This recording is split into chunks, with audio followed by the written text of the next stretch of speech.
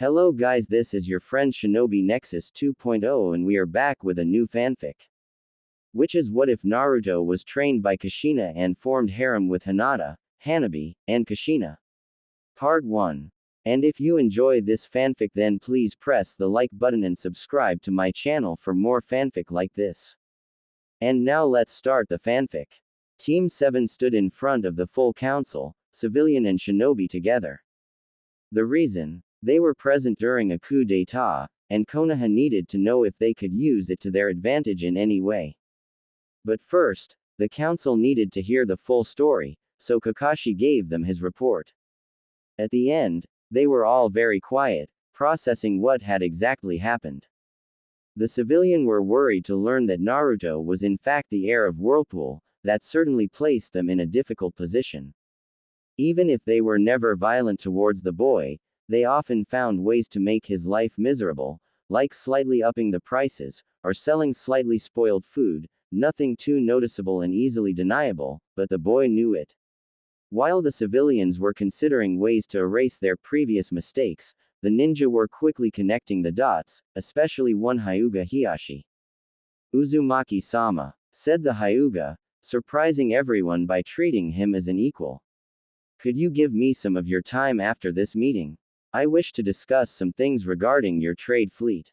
Why, but of course Hyuga-sama, it would be my pleasure. Answered Naruto with a bright smile. Keep the pleasantries for later please. Interrupted the Sandame. Kakashi, what is Wave's current political status? Our client was proclaimed as the new daimyo, but he isn't a politician. I doubt he'll keep the position for long. Additionally, it should be mentioned that all the officials of the former daimyo who could have taught or advised him have, resisted, during the assault on the palace, so, he's on his own to manage a country without any formation or advices. Sake Haruno raised her hand, and Hiruzen nodded in her direction to allow her to talk.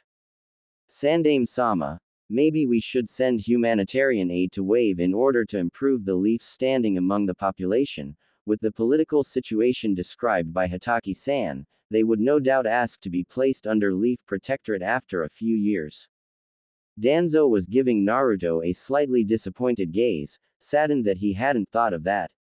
He quickly reconsidered when he saw the gigantic and slightly wicked smile on the blonde's face. My apologizes Haruno-san, I am afraid I already did that. After all, I couldn't possibly let all those poor orphans to fend for themselves, could I? The civilian side looked at him with wide eyes, shocked that a mere 12 years old managed to beat them to the punch. They could have sworn it was a political maneuver if it wasn't for the sheer honesty in his voice. The ninja side saw right through it, and Naruto received more than one appraising look. Hiyashi in particular seemed to have even more interest in him while Danzo had to forcibly contain his proud smile. From the corner of his eye, the old warhawk saw Hiruzen smiling amusedly at him. Sake Haruno quickly recovered. As the head of the Konoha Mercantile Guild she refused to be outdone by a kid. Uzumaki-san, I heard your fief is barely recovering and still under reconstruction. Is it really wise to spend so many resources? Naruto waved off her concern without a care, not even for the clear disrespect. Ma, don't worry, Whirlpool will be fine. Since we rebuilt our ports, trade is going just fine and more towns are being rebuilt, and if we find ourselves in a shortage of supplies, well Daimyo-sama owes me $1 billion or $2 billion, he'll be happy to help. Hearing this, Sume actually shocked. Daimyo-sama owes you what? How the hell did you manage to get Daimyo-sama to be in debt with you? I didn't, my great-grandfather did. He lent some money to help build Konoha and the fire capital. Anyway, as I was saying, you don't have to worry about my fief Haruno-san. Sake Haruno may be a stubborn woman, but even she could say when she was defeated, and she was in fact currently ranting in her head about her own idiocy. She had let her dislike for the boy interfere, and what should have come out as a concerned question now appeared as an insult and a mark of disrespect. She could only hope that the boy wouldn't hold it against her and that he still had a crush on her daughter that she could use. Alright, I think our questions have been answered and we have a good idea of Wave's future situation. This meeting is adjourned. With a sigh, the Sandaime rose from his seat and made his way to the exit, giving an appreciative nod to Naruto along the way. The clan heads began filing out of the room, looking at Naruto in a new light. Shikaku stopped near him. Good job, kid, that's one fine way to show you're a player. Naruto smiled widely. I have no idea what you're talking about, Nara-sama. Of course. Chuckle, of course. The Nara left the room with an amused smile plastered on his face. Hiyashi stopped next to Naruto, gaining the attention of the blonde. Ah, Hyuga-sama, shall we discuss my fleet around diner? It is quite late. Most certainly. May I invite you to the Hyuga compound? I accept with pleasure. I heard a lot about the talent of the Hyuga cooks. Hiyashi nodded and led him away from Team 7, Sasuke fuming once again at the importance his teammate was taking. He could not accept the fact that Naruto was now his equal both as a ninja and socially. Before, he could still see himself as superior because the Uchiha were a noble clan, but now he learned that his teammate was a noble too. What next? His ancestors were daimyo. He couldn't accept the idea that he was equal in everything with someone he had despised all his life. He had to find a way to become superior again. If it wasn't through skills, then it would be through fame. The walk toward the Hyuga household was calm, even if the villagers were looking absolutely shocked to see the Hyuga clan head walking with the demon brat, and talking to him like he was someone of equal stature. Their talk mainly revolved around the most recent political events, both national and international. Hiyashi wanted to see just how politically aware the boy was, and he was absolutely shocked to see that Naruto knew almost as much as him. When they arrived at the Hyuga manor, Naruto was led to Hiyashi's office after he sent a branch member warn the cooks that he had a guest. Once in the office, Hiyashi went directly to the serious stuff. Well, Uzumaki-sama, you are better informed than I thought. I heard your fleet is the fastest in existence, is that true? According to my admiral, my trade fleet can go from hot water to tide in a bit under 3 days. Must I understand you wish for a quick mean to export your sake? Yes, it would give us more opportunities. It so happens that the Tide Daimyo is quite fond of our sake. Instating a trade route between outports and Tide could result in massive benefits on both our parts. Naruto smiled. Even better, we could ask the Tide Daimyo to let us put up whirlpool commercial outposts allowing the entry of goods in his country tax-free. The idea of having more of your sake, faster and cheaper, will probably be enough to convince him. Hiyashi nodded. This seems to be worked out. May I consider ourselves as commercial partners? Most certainly. Good. I am a little curious, what are your plans after Wave asks to join your fief? Do you know of the Susanoo's Teeth archipelago? Yes, a very rich zone, but difficult to sail, littered with cliffs, sandbanks and other treacherous obstacles. The main island, Foam, is rumored to be especially rich, but this cluster of islands is poor and in constant anarchy because of the pirate fleets that infest the smaller islands. I do recall that Water once tried to purge these islands only to lose their whole fleet. Yes, very accurate. There are no less than 200 pirate bases, from a single dock for a lonely ship to entire harbors housing no less than 8 ships. They made prosperous life on Foam impossible, and Lightning's south coast is subjected to so many raids that they have to import goods through their neighbors of Frost. But even then, it isn't safe and Susanoo's pirates often raid the trade routes. I just so happen to be currently using these trade routes a lot. You do realize your fleet will be attacked? Oh, but that's what I want. Once the pirates do this very mistake, I will have an international excuse to raid and conquer the archipelago. My admiral already took contact with no less than 12 fleets and convinced them to join over once the battle begins. My fleet also has detailed maps of the archipelago and the emplacement of almost all the pirate bases. Kiri failed to seize these islands. What makes you think you can? First, they didn't have inside help. Second, their ships were primitive at best while the Whirlpool fleet is nimble and technologically advanced, and last but not least, they weren't led by Sufuku Daijiro. Hiyashi's eyes widened. You have Daijiro the Kraken under your orders.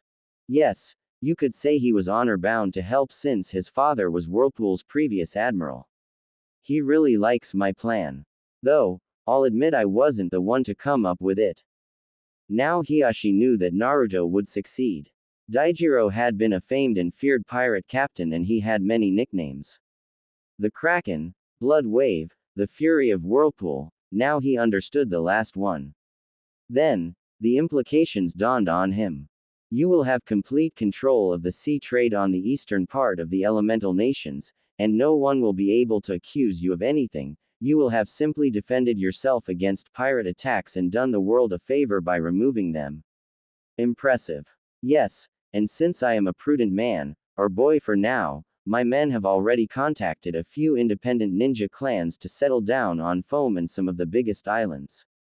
I already have 3 clans interested in settling down on Foam while 5 others want to build their fortresses in the islands, and a few others are debating the possibility.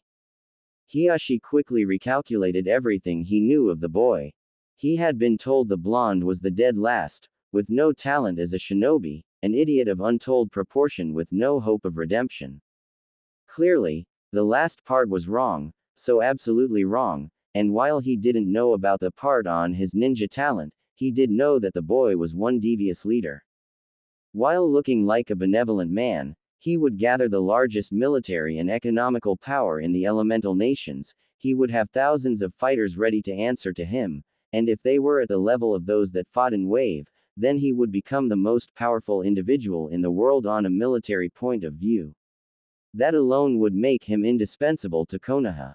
As an added bonus, people probably won't pay too much attention to me. I mean, sure, taking over Susanoo's teeth will be impressive, but they'll probably think I don't have the manpower to hold it on my own. And they are right, that's why I'm recruiting clans far and wide. They'll think I'll simply retreat and let the pirates come back to the teeth. By the time they realize that, no, the pirates haven't come back, the islands will be well populated and fortified. If that wasn't enough, my shinobi will be known for their barriers, not their offensive power, thus they will think my troops just have sturdy defenses, and they won't see any interest in attacking someone that obviously isn't a threat. I see. But in the end jealousy will appear and they will try to destroy you like they did Uzushio.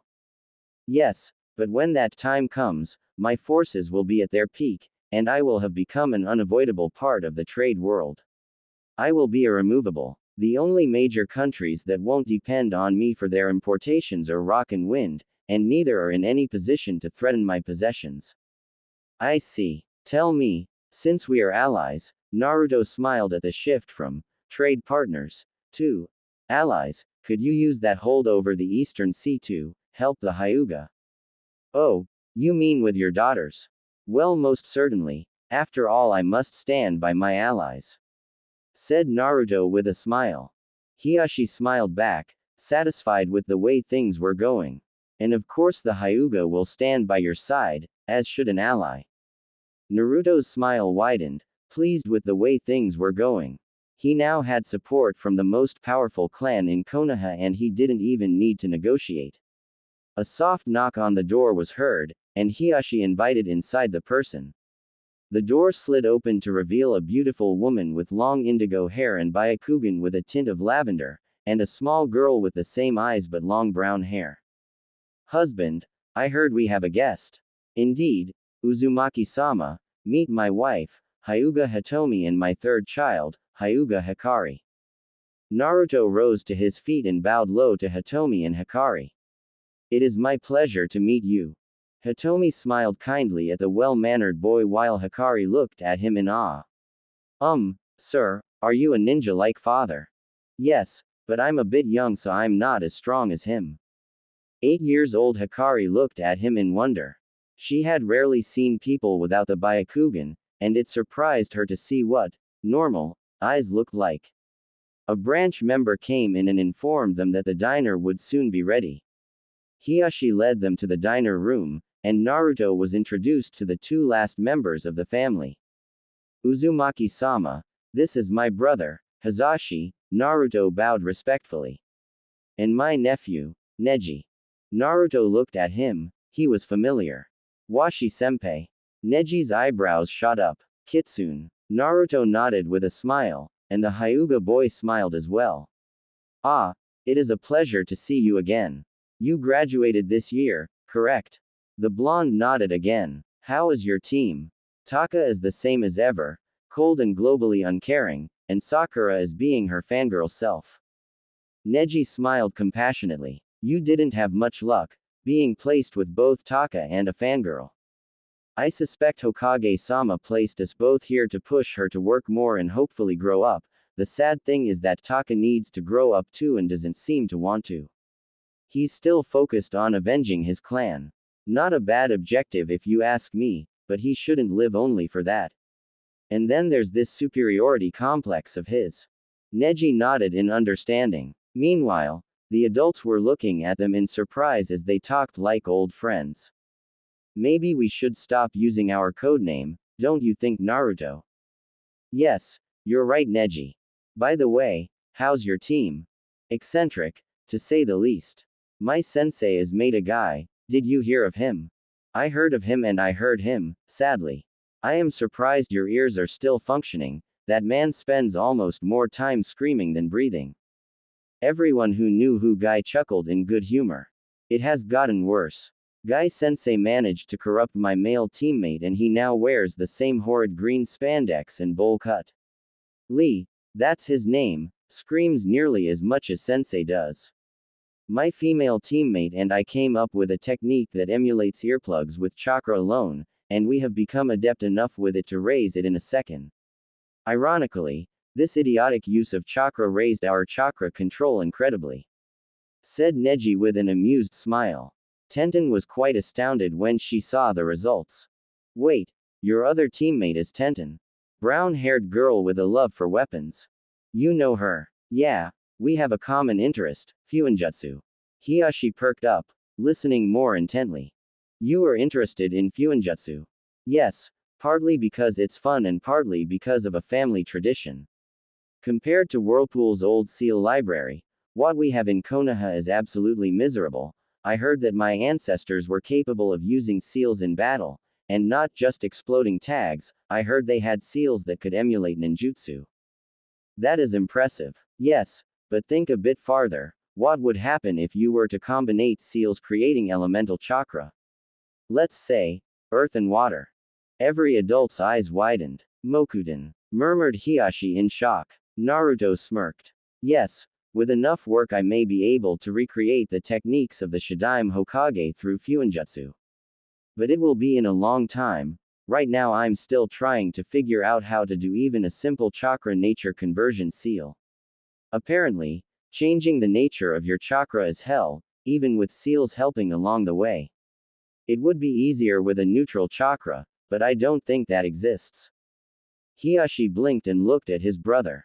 During the conversation, they had taken seats around the table, but they kept listening to the two youth, but it looked like it may be a good time to place a word. Naruto-sama, if it helps you, I heard Jiraiya-sama speaking once of Sage Chakra. He said that natural energy made all elemental techniques equally easy because it wasn't attuned to any particular element. Naruto stopped and looked at Hiyashi, wide-eyed. That's it. If I can harness natural energy I can hope to actually make progress. Thank you Hiyashi-sama.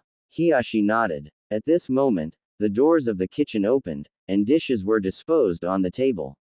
The diner was mostly Neji and Naruto talking about what they had done in their career, and once Hikari had left the table to go rest, they talked about Naruto's plans. Once he had finished explaining his plan, he looked at the people around the table, and quite enjoyed their shocked expressions. I knew you were devious, said Neji, but I didn't know it was to this extent. Why, thank you, I worked hard to be like that, answered Naruto with a cheeky grin. Does Danzo-sama know all this? Why bother the old man? He is busy with other things. Besides, I don't really need his approval. It's not like I'll start a war. Lightning will even have to thank me for removing the pirates harassing their south coast, said Naruto with a smirk. Neji smirked as much. And what do you plan to ask as thanks? Oh, I think you have a good idea of who I'll ask for," answered Naruto with a smile. A week later, Team 7 was waiting for their teacher at their meeting point. It was a peaceful morning, nothing was out of the ordinary, the sky was clear and the air was warm. In a flutter of swirling leaves, Kakashi appeared, but he didn't look too pleased. "Alright, who did what? I just received a convocation to the Hokage office for our whole squad." Sasuke and Sakura both looked at Naruto. "Don't look at me like that. I stopped making pranks when I became serious." With a sigh, Kakashi signaled them to follow him. They made their way to the Hokage office in silence, with Sasuke and Sakura occasionally glaring at Naruto, much to his irritation. When they arrived at the secretary's desk, she pointed at the door. Kakashi knocked on the door, and instead of the angered voice he expected, the Sandaime calmly told him to come in. Kakashi led his squad inside, and instead of an irate old man, he saw an interested Kage and one Hyuga Hiashi. Kakashi stood on the right of the Hokage, curious as to why he was in the same room as Hyuga Hiashi. "Team 7, Hiashi-san requested your presence, though he wanted to wait until you were here to explain his reasons." "Thank you for your patience, Hokage-sama," said Hiashi, bowing to his leader, and then turning to the team. "The reason I requested your team's presence is because Naruto-san and I have some business in Tide, however as a genin he does not have the same flexibility in schedule me and my fellow jonin benefit from. For this reason, I wish to hire your team for an escort mission to Tide. We may be gone from 2 weeks to 2 whole months, depending on how well the negotiations go. At my demand, and to compensate for the interruption of your schedules, I paid for an A- rank, even though it is classified C rank. Is this acceptable?" Naruto and Kakashi were smiling widely. Sakura was contemplating new ways to tempt Sasuke on Tide's famous beaches with some sexy bikini, and the Uchiha was fuming at the training time lost. Kakashi of course accepted readily, always ready for some paid vacation. Hiashi nodded, satisfied. "Hiashi-san, if I may," said Naruto, surprising everyone with the choice of suffix. "Could we make a detour to Whirlpool? We will visit a daimyo. Presenting him with a gift would put him in better dispositions." "What gift do you have in mind?" "Maybe an ornate bow. I heard he was quite fond of hunting." Hiashi nodded appreciatively. "That would be a fine gift." "Excellent. I will warn my men. The bow should be ready in 2 days and a ship should be waiting for us in Wave in 1. That will give me the occasion to see how Wave is doing and to finally visit Whirlpool, if only a little." "When shall we leave?" "Kakashi-san, would it be acceptable for us to leave in an hour?" "Certainly Hiashi-sama, my team will go prepare at once. Unless of course they took my advice and prepared a ready-to-go pack?" asked Kakashi, looking curiously over his students. Sasuke grumbled but nodded. Sakura nodded as well, relieved she had taken the advice, and Naruto got a scroll out. Dobi, we're supposed to have a pack, not some paper," said Sasuke with a smirk. Then he remembered just what you could hide in a scroll. Naruto calmly unrolled his scroll and began unsealing his supplies. To everyone's shock, he had sealed inside 5 tents, 10 spares of clothes, 2 months of ration bars, a full bed, sheets included, a hefty sum of money, cooking wares, fishing and hunting equipment, cloaks for hot and cold climates, 5 spare staves, 12 pairs of shoes, including some for extreme climates, a repair kit to take care of his equipment, an unknown but very high number of spare shuriken and kunai, trap parts, a good supply of scrolls of all sizes, inks and brushes. "Alright, enough Naruto, seal all these things back in, my office isn't that big." Kakashi looked in pure disbelief as his student resealed all his things into the scroll. A question popped in his mind, and he felt he would soon be both very happy and very shocked. Naruto, you didn't unseal any water. It's because the 3 months of water I've sealed wouldn't fit in the office." Kakashi's hunch proved to be true. "So basically, you have enough supply in this scroll to ensure the team's survival in any situation." "Yup. I also got enough meds to set up a field hospital if need be." Took me some time and a lot of money to gather all that, but I think it was worth it. Indeed. It's good to know that you're prepared, but it's not a reason to completely rely on you. I expect everyone to have their pack ready. Now, go prepare and gather at the east gate as soon as you're ready. The team left the building quickly to take their packs while Naruto calmly walked with Hiashi to the gate.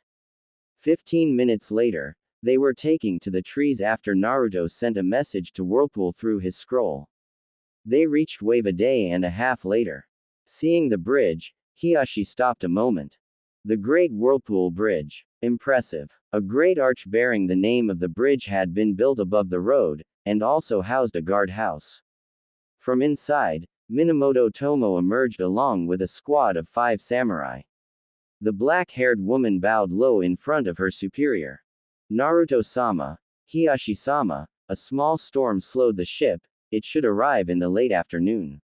When Daimyo-sama learned that you were coming, he invited you to his palace to share a lunch with him. Well, we shouldn't keep a daimyo waiting, don't you think so, Hiashi-san? Asked Naruto with a big smile. Most certainly, answered Hiashi with a smirk. This kind of interactions thoroughly spooked Kakashi, probably because they acted like they were great friends. Quickly, the group made its way to the daimyo's palace, and shared a lunch with Tazuna. During the meal, Naruto asked many questions about how Wave was doing, and was quite pleased with the answers, in more than one way.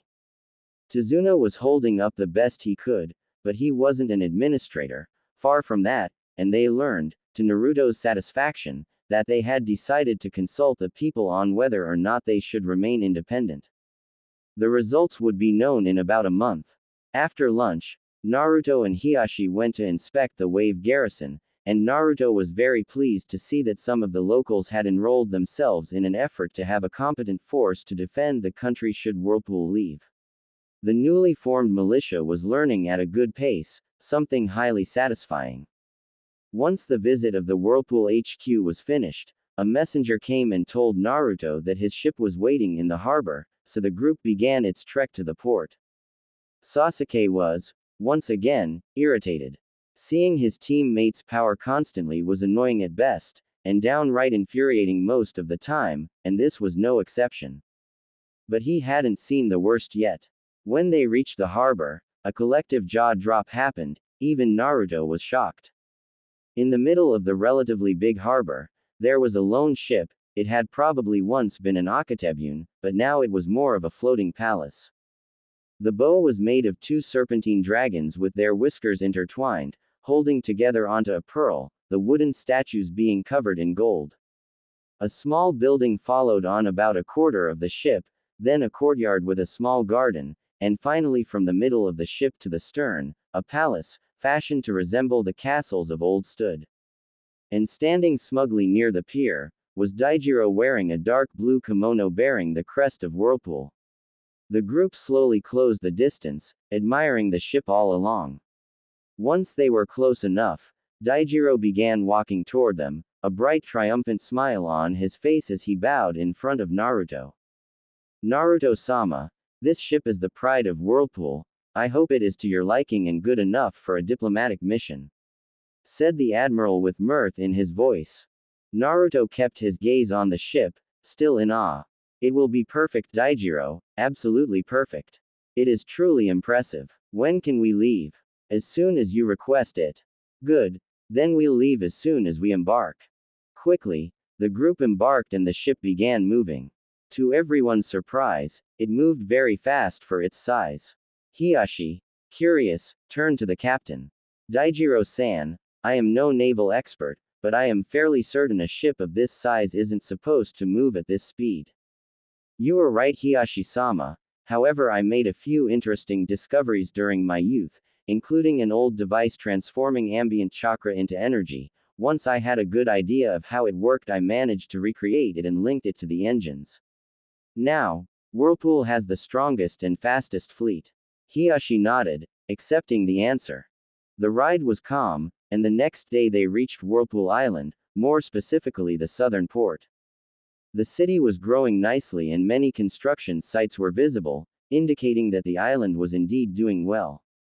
When they landed, they were welcomed by Masahiro and a full platoon of samurai that escorted them to a mansion that had been established in case Naruto decided to visit. Of course, Naruto regretted greatly that he couldn't visit his lands like he wanted, but he couldn't really stay too long if they wanted to be on time for the meeting with the daimyo. They left Whirlpool the next morning with the ornamented bow. The travel to Tide was a calm one. Sasuke would stay in his quarters and brood passionately, Sakura would try to infiltrate said quarters, and Naruto enjoyed the anomaly that was the small garden on the bridge. How that thing was kept healthy, he would never know, but he certainly didn't complain. Occasionally, one of the three Fun making up the escort would come close enough that he could wave at the crew. When they reached the harbor of Tide's capital, they saw that an official delegation was waiting for them, and looked positively gobs make it at the ship. Naruto smirked. Yes Dream-kun, just there. Ooh, this is the best. Ah, I couldn't agree more sister. Yes, oh your hands feel so good. Hey, I try my best. I don't know what's better, your hands are the fact there's two of you, ooh. Yeah it's nice and all, but our backs are relaxed enough. How about taking care of our front boys? Naruto awoke in his room in Tide, with one very hard problem. Those vixens. Sigh, I wish they were real. 3 weeks later, they were leaving the country. The Tide daimyo had quickly agreed to the creation of Whirlpool trade outposts since it would be beneficial for the economy of the country, but the details had taken some time to be discussed. A clan of chakra-using sailors originated from Wind Country, the Kazeshio, had been selected by Naruto to oversee the construction of the outposts. The Kazeshio had a respectably good fleet, but they were choked by the competition in wind, so this new position was a godsend for them. The fact that they trained in ninjutsu ensured that their ships and outposts would be well defended. While they were in Tide, the Hokage had sent a message to them, telling them to wait in Wave to see what the people decided to do regarding the future of the country. Of course Naruto was thrilled. However, when he finally reached Wave, a little surprise was waiting for him on the docks. Once they walked down the pier, they were surprised to see a group of Okami talking with a group of light blue-haired ninja. The Okami seemed extremely friendly towards the other ninja, something that put Naruto slightly at ease. He noticed Okami Izumo talking to a tall man with spiky electric blue hair, very dark blue pants and a matching shirt, plated fingerless gloves and shinobi combat boots. He had 2 ninjutsu on his back with their sheath crossed and bore 2 katana on his side in a samurai fashion. He had a kunai holster on his right leg and a pouch on his back on the same side. Interestingly, he seemed to have a birthmark or tattoo in the form of crossed lightning bolts on the cheek Naruto could see. Apparently, Izumo and the man were talking quite happily and comparing batches of photo. If the silly grins and happy laughs were anything to go by, they were talking about their children. Good. Family men are easy to deal with, you give them a place where their family is safe and they're happy. Their appearance seems familiar, but I can't seem to remember from where. Izumo finally noticed the approaching group and signaled his friend. Both began to put the photos back into their wallets, and Naruto saw a few happy teens on said photos, confirming his theory.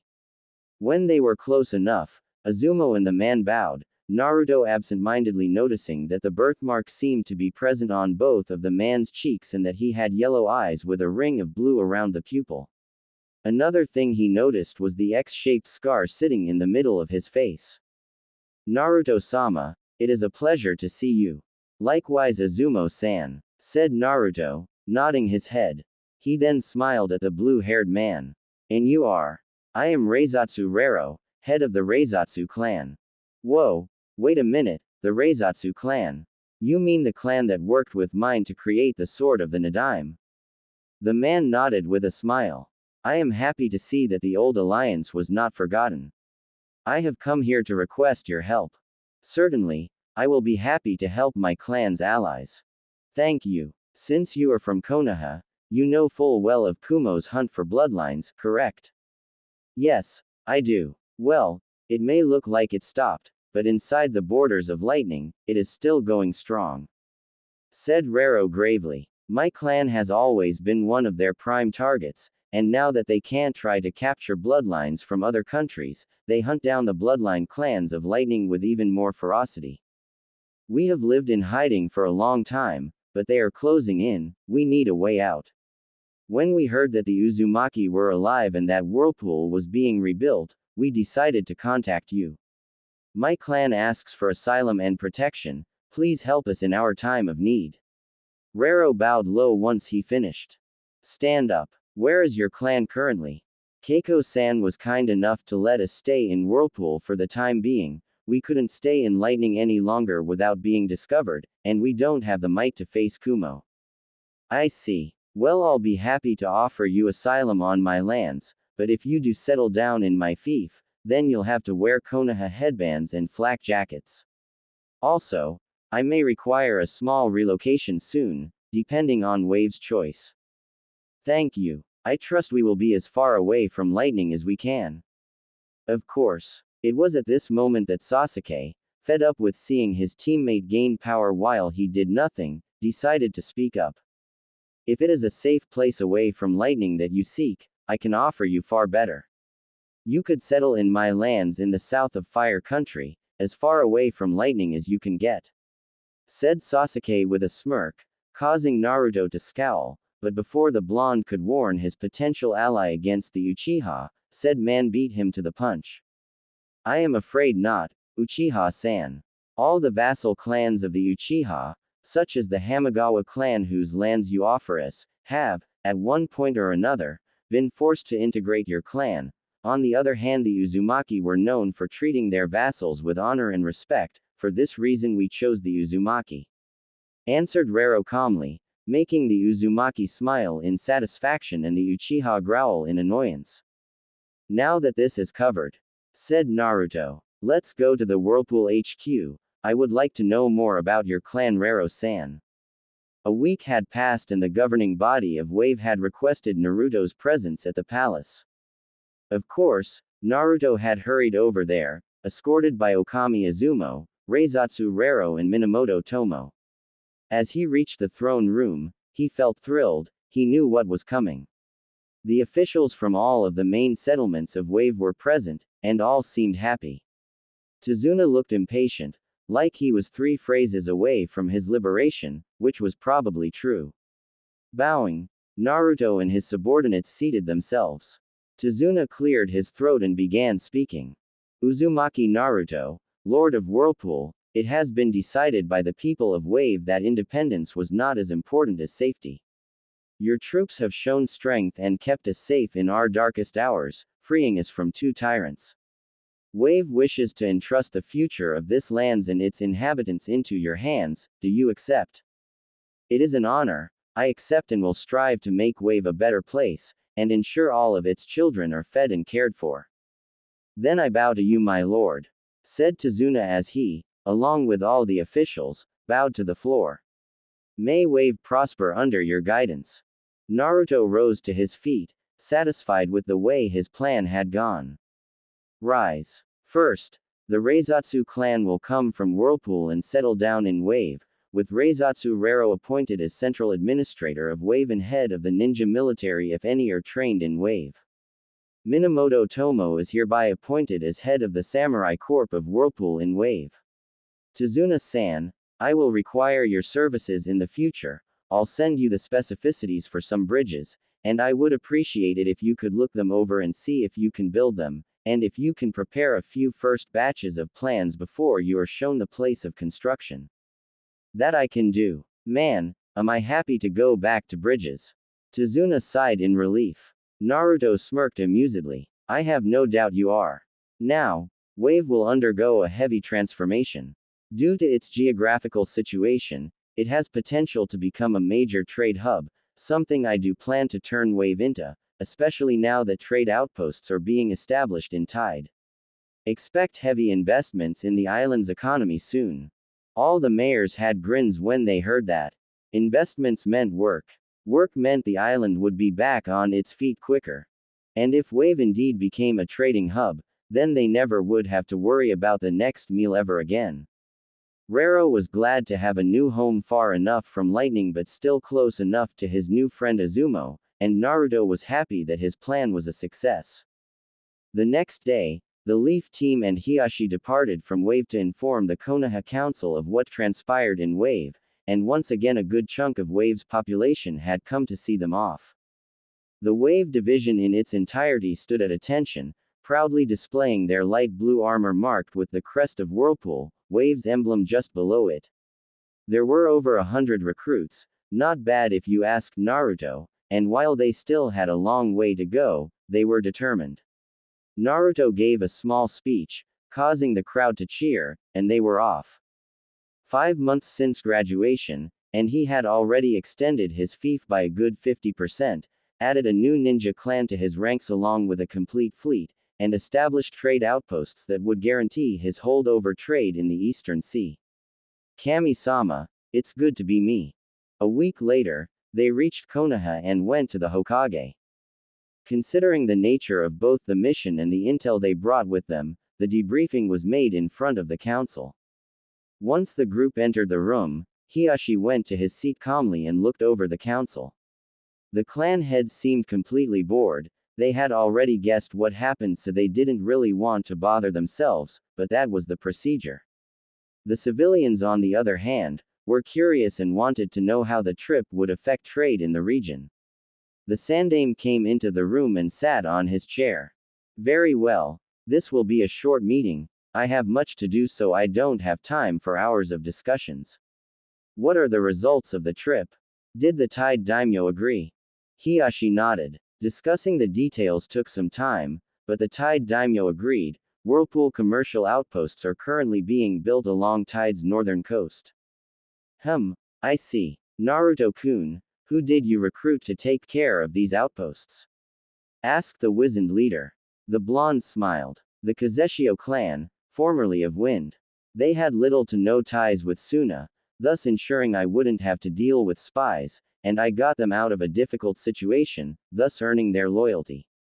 I talked with them. They are sailors, and even though they train a bit in ninjutsu, they don't lie much. They are honest and loyal to Whirlpool. Hiruzen nodded, satisfied with the answer. Good, good. Now, what of Wave? They decided to integrate the fief of Whirlpool, was Naruto's answer.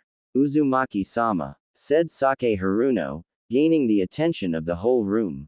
Surely managing all these trade routes must be difficult. Konoha's Mercantile Guild would be happy to lend you its services and experience. May I invite you for dinner to discuss the agreement? Said the Pinkett with a charming smile. But it was in vain. I'm afraid that will not be possible, Haruno-san. Said Naruto apologetically. As you said during the last meeting where we attended, my fief is still recovering, so we need all the benefits to help Whirlpool, and now Wave.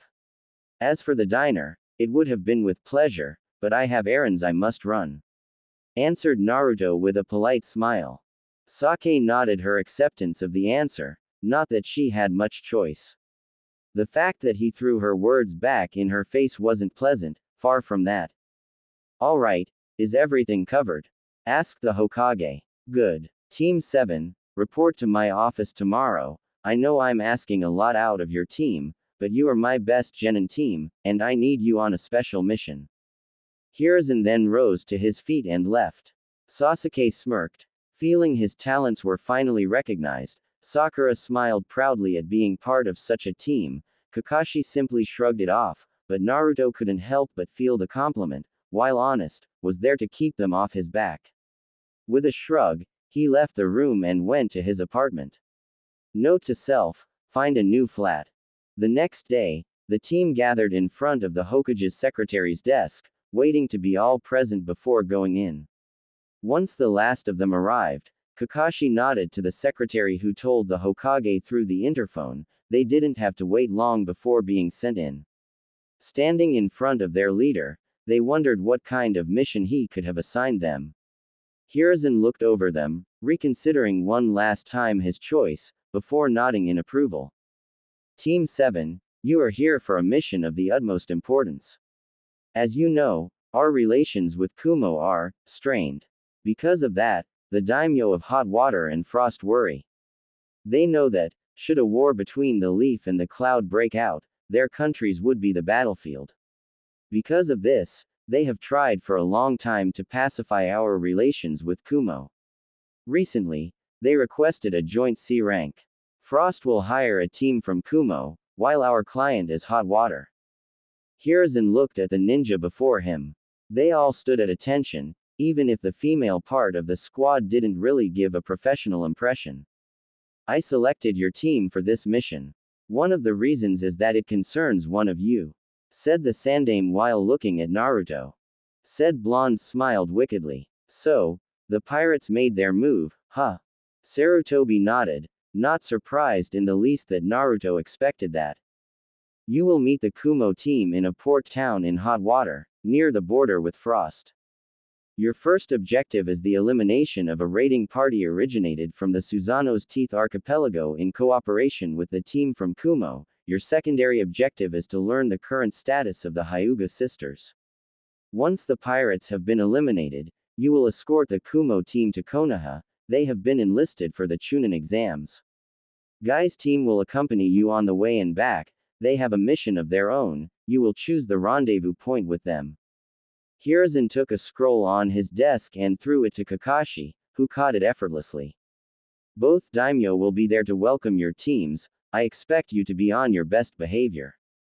If you can, wound Kumo's image, but not at the cost of ours.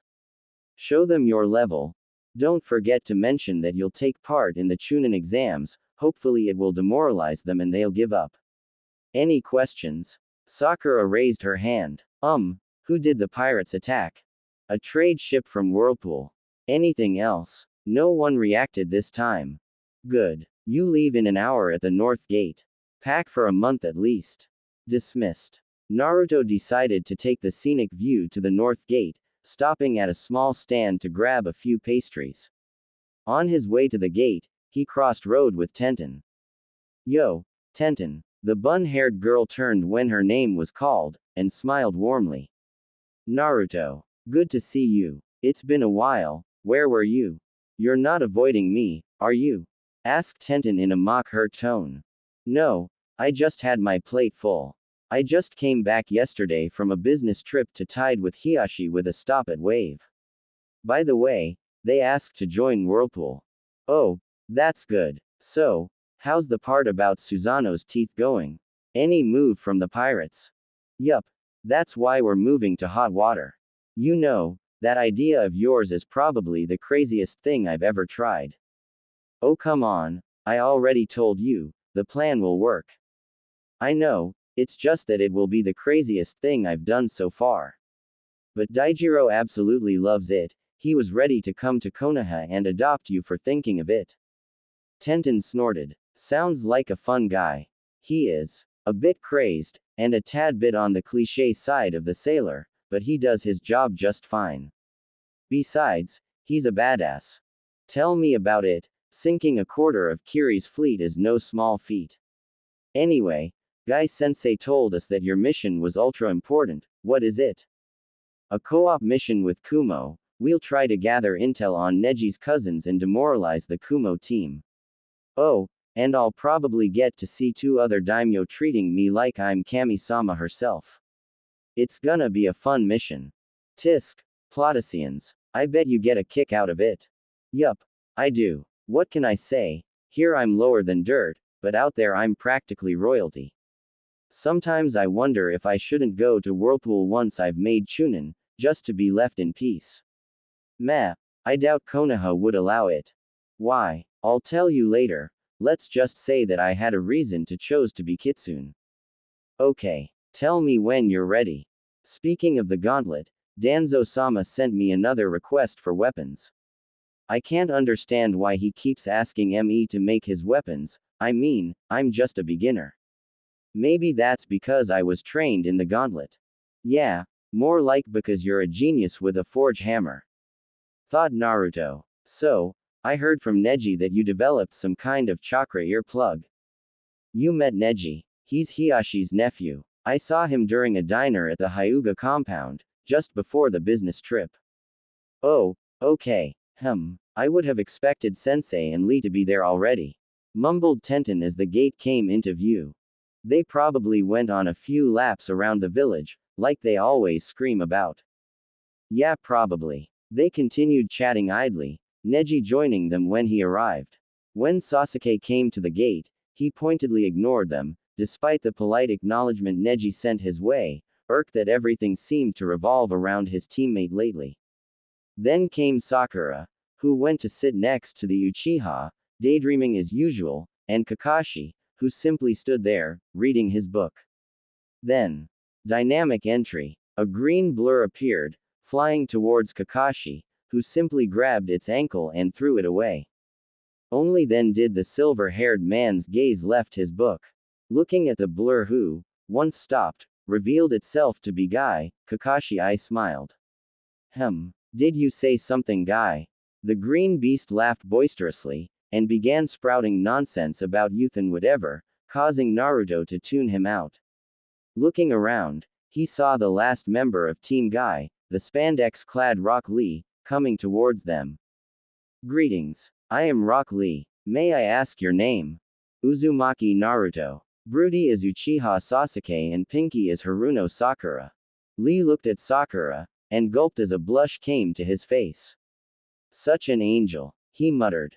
No, she's not, interrupted Naruto flatly. Seeing the revolted face Lee was giving him, Naruto spoke again before the green genin could. Look, I've been in her class for a long time, even had a crush on her. She just beat me up at every turn because she considered I was in the way of her one true love, which by the way is Broody here. She's not an angel, she's a fangirl. Lee still looked revolted. If you had gotten to know her, I'm sure she wouldn't have hit you. That's the thing. I wanted to get to know her, if only to have a friend, she just kept hitting me. But if you want to try, be my guest, said Naruto, looking away from Lee, thus signifying he had nothing else to say. Lee left in a huff and approached Sakura. After an overly enthusiastic introduction and a glare from Sasuke, he received a fist to the face courtesy of Sakura, along with a scream of, "Leave me alone, you freak." Lee, depressed and nursing his cheek, went back to the group. Told you, said Naruto. Suddenly, a fire alit in Lee's eyes. Yosh, it matters not, I shall train more and show her my strength, and she shall fall for me. Naruto looked at him for a second before sighing. While I'll gleefully admit Sakura is shallow, I don't think she's that shallow. Lee's face began to distort in anger. How dare you talk of her like that? She's not. Oh really? Then why did she hit you without getting to know you? She doesn't do that to everyone. She just decided to judge you based on your looks and attitude, without getting to know you. If that isn't a shallow behavior, then tell me what is. Lee tried to argue, but nothing came to his mind. With a frown, he remained silent. Then a hand fell on his shoulder, a brightly smiling guy behind him. Worry not, my student. Pour your heartache in training, and you shall swoon her with your strength. Lee immediately followed his teacher and they began some sort of contest to be the most ridiculous possible, with sunset and rivers of tears. Naruto looked at it blankly before turning to Kakashi. He's single, isn't he? Kakashi nodded. I see. Sigh, it's going to be a long trip. The trip was mostly calm, even if there was a rising tension between Naruto and Lee, and now, on the last night they would spend in the same campsite, it was at its peak. Lee kept sending dark glares to Naruto, and it was getting on the blonde's nerves. The fact that Neji and Tenten seemed to agree with the foxy teen certainly didn't help. The tension was such that Guy and Kakashi decided to get involved. Once dinner was eaten, they signaled their teams to sit around the fire. All right, began Kakashi. There seems to be a bit of tension in the air. Naruto snorted, but his teacher ignored it. And it would be better if the situation was resolved. Indeed, such unyouthful atmosphere is detrimental to the missions. Supplied Guy. Naruto, Lee, may you explain the reasons of this dispute? I told him a few things, he didn't like it, said Naruto curtly. He was in a sour mood, and definitely didn't want this shit to keep going. What? You belittle the beauty and mind of my beautiful cherry blossom. Bellowed Lee. Sakura, ticked off, rose to her feet and sledgehammered Lee's face into the ground via her fist. I told you to leave me the fuck alone, you freak. She then turned to Naruto, seething. As for you. The blonde's eyes met hers and flashed red as he snapped.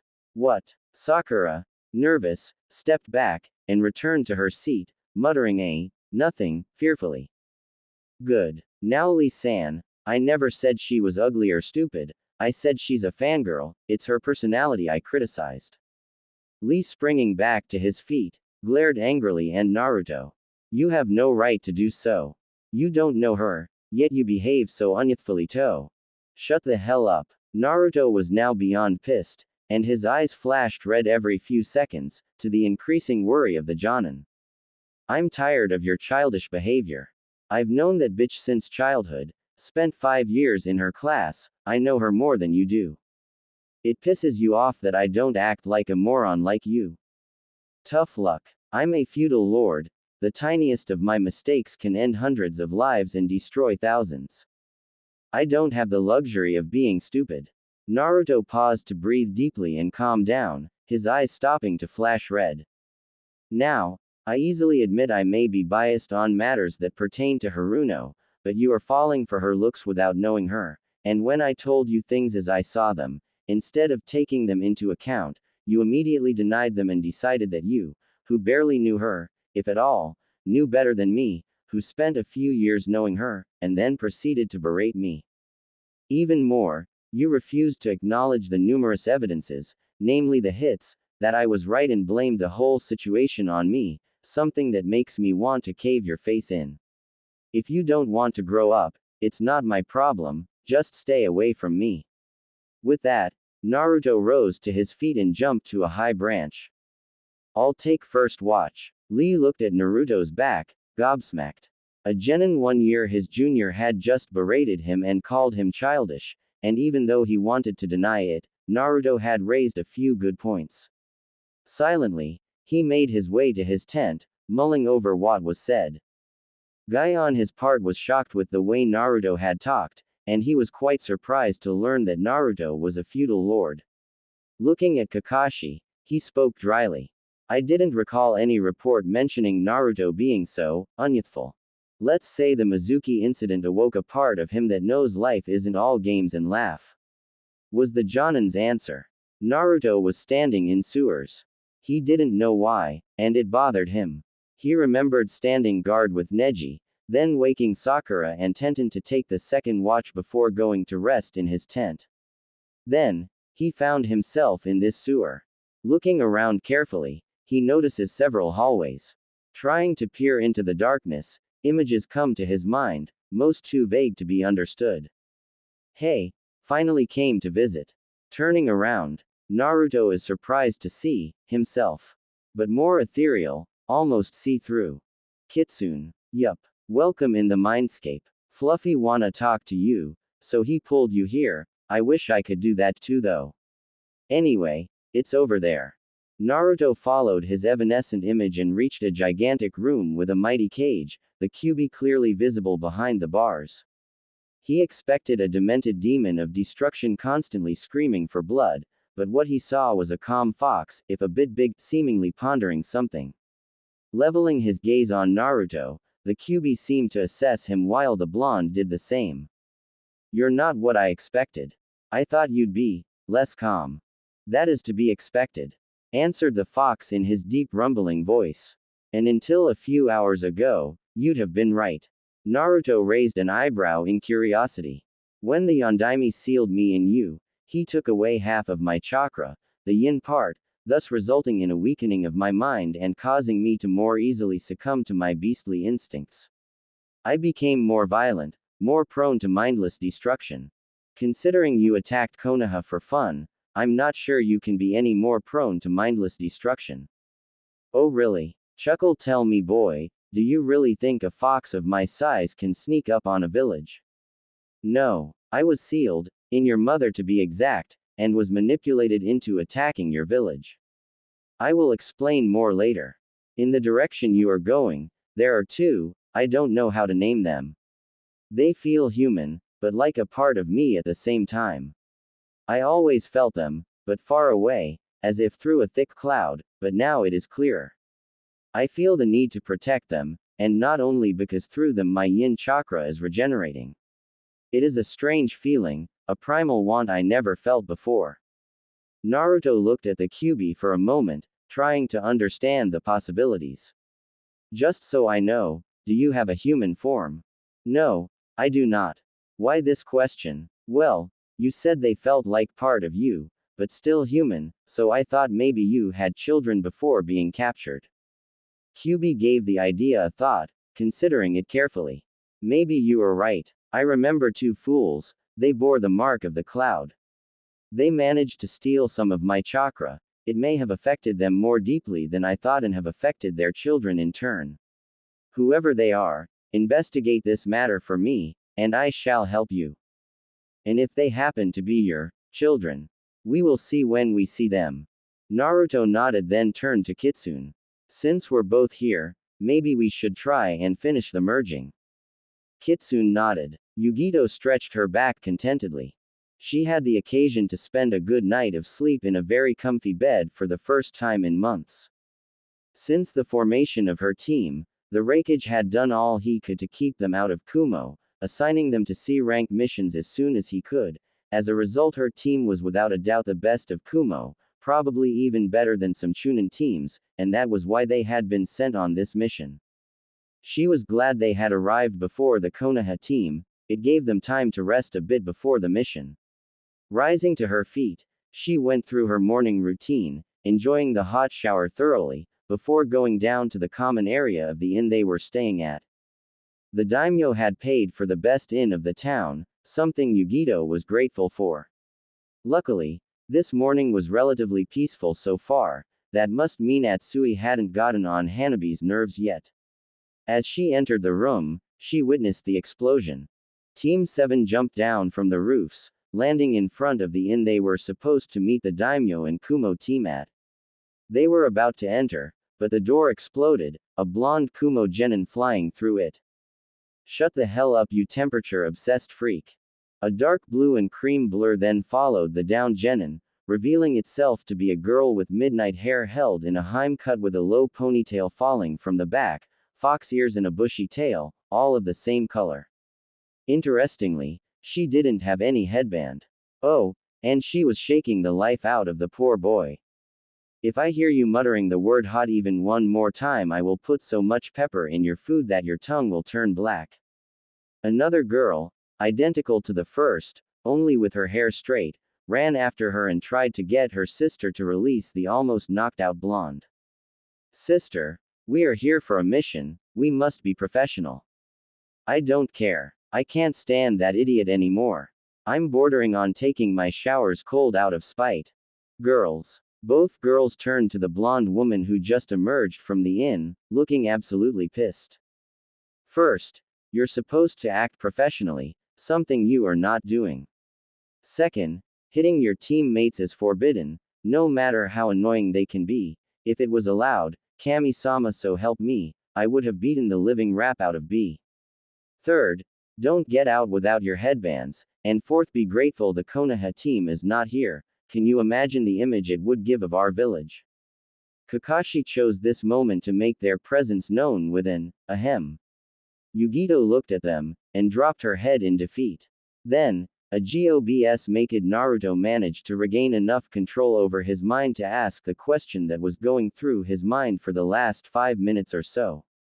Foxy ladies, what the heck are you doing out of my dreams? The two girls turned their gaze to Naruto, revealing their very wide eyes to be Byakugan, slightly shocking Kakashi. Then a smile overcame their features and they glomped Naruto. Dream-kun. Yugito and Kakashi were both looking at this with wide eyes, wondering what the heck was exactly going on. Sasuke smirked evilly, thinking of something to put Naruto in difficulty. Dobi, care to explain why you know shinobi from an enemy village? A tick mark appeared on the forehead of one Uzumaki and two Hyuga, but Naruto answered nonetheless. Bitch, if I was a spy, do you really think my contacts would be a couple of genin? And 2 genin who were abducted in Konoha no less. And who only dream of going back home. Added the one with the Heim cut. You didn't answer my question, Dobi. He spat smugly. Hinata had enough. She rose to her feet and planted herself in front of the Uchiha. She closed her eyes for a moment, breathed deeply, then reopened them while activating her Byakugan. Suddenly, Sasuke found breathing difficult and took hold of his throat. Are you sure that you are not the Dobi? The answer to your question lies in his first question. How? I do not know, but for many nights we shared our dreams. Now think a little bit, do you really think a spy would have reacted this way? She then deactivated her Byakugan, and the Uchiha began gulping air frantically. Sakura tried to help her crush while glaring hatefully at the retreating Hyuga. Wanting at least some payback on the bitch, in her opinion, who unjustly, in her opinion again, attacked her Sasuke-kun, she tried to release killing intent. She smirked when she saw the Hyuga stop and begin to shake slightly. Sister, I'm afraid, I think a fly wants to kill me. Giggle, Sakura's eyes widened at the dismissal of her killing intent and realized the girl was in fact shaking with restrained laughter, which enraged her even more. Okay. What the hell was that? Asked Kakashi. That was Hinata Nei's patented glare. Answered happily the one with the Heim cut. She didn't glare anyone to death yet, but she's getting better at it. Kakashi's sweat dropped. Alright, since we'll work together, maybe we should introduce ourselves. I am Hatake Kakashi, Jonin of Konoha. HN, Uchiha Sasuke. Grunted the Avenger while glaring at Hinata. Haruno Sakura. Said the pinkett in a cold tone while glaring at Hinata too. Said girl seemed to be about as bothered by the glares as she was with the rain, and it was a sunny day. Uzumaki Naruto, Genin of Konoha and Lord of Whirlpool, at your service. Said Naruto with a bow and a charming smile at the Hyuga sisters. As one, they sighed dreamily. Sister, he's a prince. It keeps getting better and better. Quiet you two, you can flirt with him later. I am Niyugido, elite Jonin of Kumogakure and the poor woman supposed to contain these 2 little tornadoes of mischief. Said the blonde while glaring playfully at the 2 girls who answered with a vulpine grin and a happy swish of their tails. My name is Atsui. Said the blonde. And I'm the hottest guy in Kumo. Sweet. Now he's delusional too, like his obsession with hot wasn't enough. Hey, quiet. Go on. I am Hyuga Hinata, it is a pleasure to meet you. Said the girl with the straight hair, then she looked at Naruto lovingly, blushing slightly. Especially you. The blonde blushed and smiled happily. I am Hyuga Hanabi, nice to meet you. Said Hanabi flatly, then a bit more excitedly. Now, can we take Dream-kun to the hot springs? We gotta get to know each other. What? Young lady, I hope this is a joke. Do you really expect me to let you 2 go alone in the hot springs with a boy you barely met? Yes. Yugito face palmed. Let me put it that way. I refuse to let you go alone to the hot springs with a boy you barely met, I'd ask to come along. Considering the state of the relations with Konoha, I have no doubt that Kakashi-san would. I don't mind. Said Kakashi with an eye smile, causing Yugito to stop abruptly, her mouth still open, and slowly turned to him. What? She breathed in shock. I know Naruto is a responsible young man, and you can't exactly do anything to him without your country and village facing dire consequences. So I don't mind. Thanks. Exclaimed Hanabi. You're now officially a cool guy in my book, Kakashi-san. Come Hinata Nei, Dream-kun, the hot springs are over there. With a last disbelieving look at Kakashi, Yugito followed the 3 youth to the hot springs. There wasn't much talking done on the way, mostly the girls clinging to the boy, with his arms wrapped around their waists. The owner of the hot spring was a bit surprised by their ears and tails, but not as much as the first time they had come here. What completely shocked him was the fact that they requested a pool where they could all go together. The man sent a jealous glare to Naruto, wishing he was the one who would see Yugito. The 2 others were too young for him.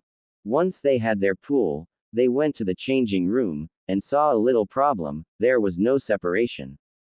Hanabi was ready to undress then and there, and Hinata wasn't far behind, but Naruto's politeness surfaced at this moment and he offered to wait near the pool until they were finished, thus earning some points in Yugito's book.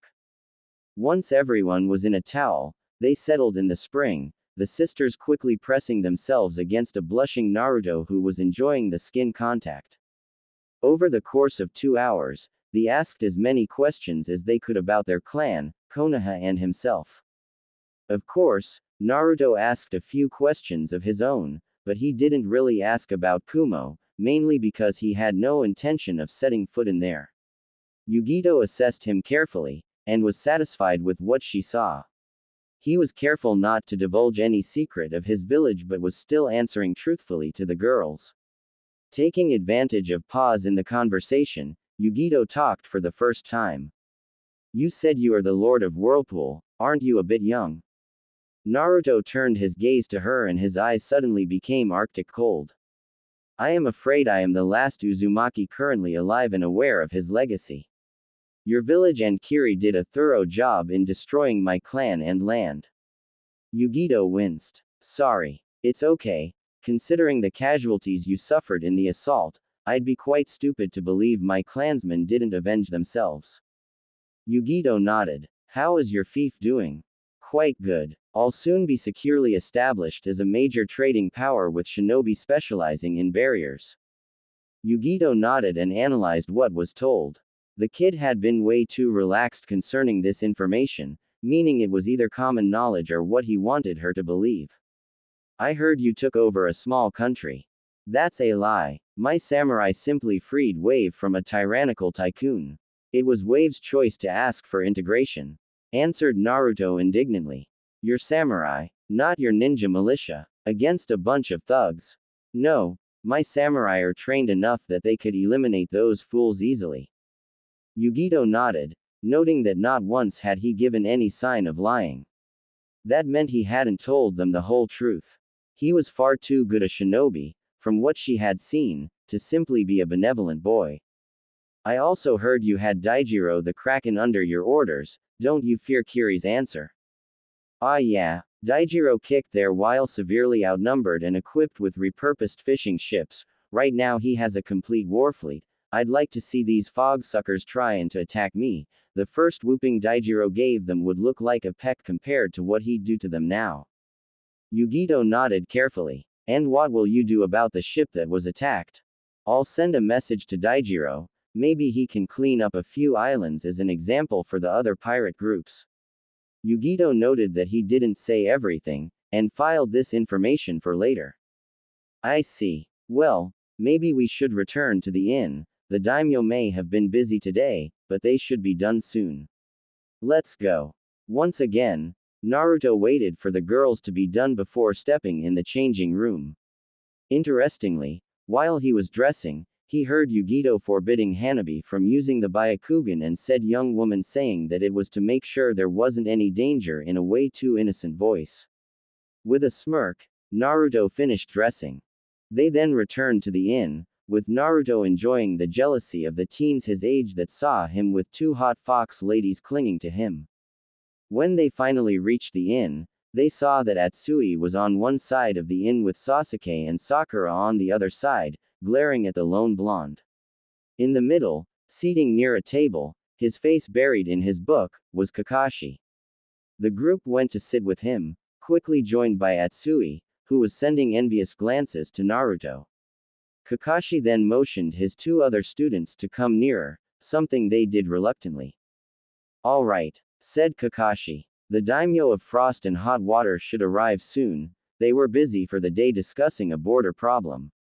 We were hired for a joint mission, so try to at least look willing to cooperate, even if you don't like each other, okay?" Sasuke gave a grunt and Sakura looked downright rebellious, but a quick glare from Kakashi silenced her before she could protest. Then, the 2 teams made their way to the most luxurious part of the inn and the old-fashioned reception room inside. 8 cushions had been placed on the ground, allowing them to kneel there. Sakura, who never had to sit on a cushion before, tried to imitate the others but with mitigated results in her heels and calf hurting like hell. On a side note, she wasn't the only one struggling. Atsui also seemed to have problems with this position. Surprisingly, Naruto was completely unmoving and regal looking. They waited a few moments before the door opened and the two daimyo walked in. The Frost Daimyo was an old man whose hair and beard had probably once been a vibrant purple, but in his old age had turned a pale purple. His hair was short and spiky, kept under a hat with a metal plate bearing his country's symbol, akin to a headband. He had a mustache and a long beard, the two not being connected. He wore a purple kimono with light blue trimmings. The hot water daimyo was also an elderly man. He had black eyes, a gray mustache and a strange headwear bearing his country's emblem. He wore dark shirt and pants and a sleeveless yellow jacket with red trimmings. The two daimyo sat side by side, opposite to the two teams, and took a moment to take in their appearance. They had been busy and didn't have time to meet any of the teams, so they were a bit surprised to see two fox girls, but it didn't stop them. "Greetings," said the Frost Daimyo. "We are glad to see both of your teams here, and are most satisfied to see you ready to work together.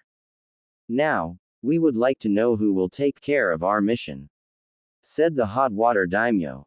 Kakashi I smiled to Yugito. "You got the most ladies on your team, so you go first." The Jinchuriki snorted in amusement. "I am Ni Yugito, elite Jonin of Kumo and leader of Team White. I am Atsui, genin of Kumo. I am Hyuga Hinata, genin of Kumo, to my dismay. I am Hyuga Hanabi, genin of Kumo, like my sis said." Both daimyo looked a bit nervous now. The prospect of having a potential incident regarding the abducted Hyuga taking place in this town was far from comforting. Besides, the blonde genin from Konoha was raising all kind of alarms in the back of their minds. He looked far too confident. "I am Hatake Kakashi, elite Jonin of Konoha and leader of Team 7. Said Kakashi in his lazy voice. Hearing that the Hatake Kakashi, the copycat ninja himself, was in this town with war material not even 5 meters from him made the daimyo exchange a worried glance. "I am Uchiha Sasuke, genin of Konoha and heir of the Uchiha clan," said Sasuke in his ever so arrogant voice.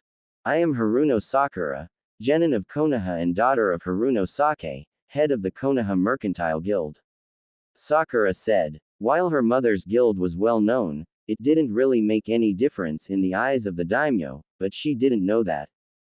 "I am Uzumaki Naruto." At this both daimyo opened wide eyes. Genin of Konoha, heir of the Uzumaki clan and lord of Whirlpool. Now the daimyo looked like they wanted to bow, but couldn't since they were the ones that hired him. Of course, this only served to irk Sasuke further. "Uzumaki-sama," said the hot water daimyo nervously.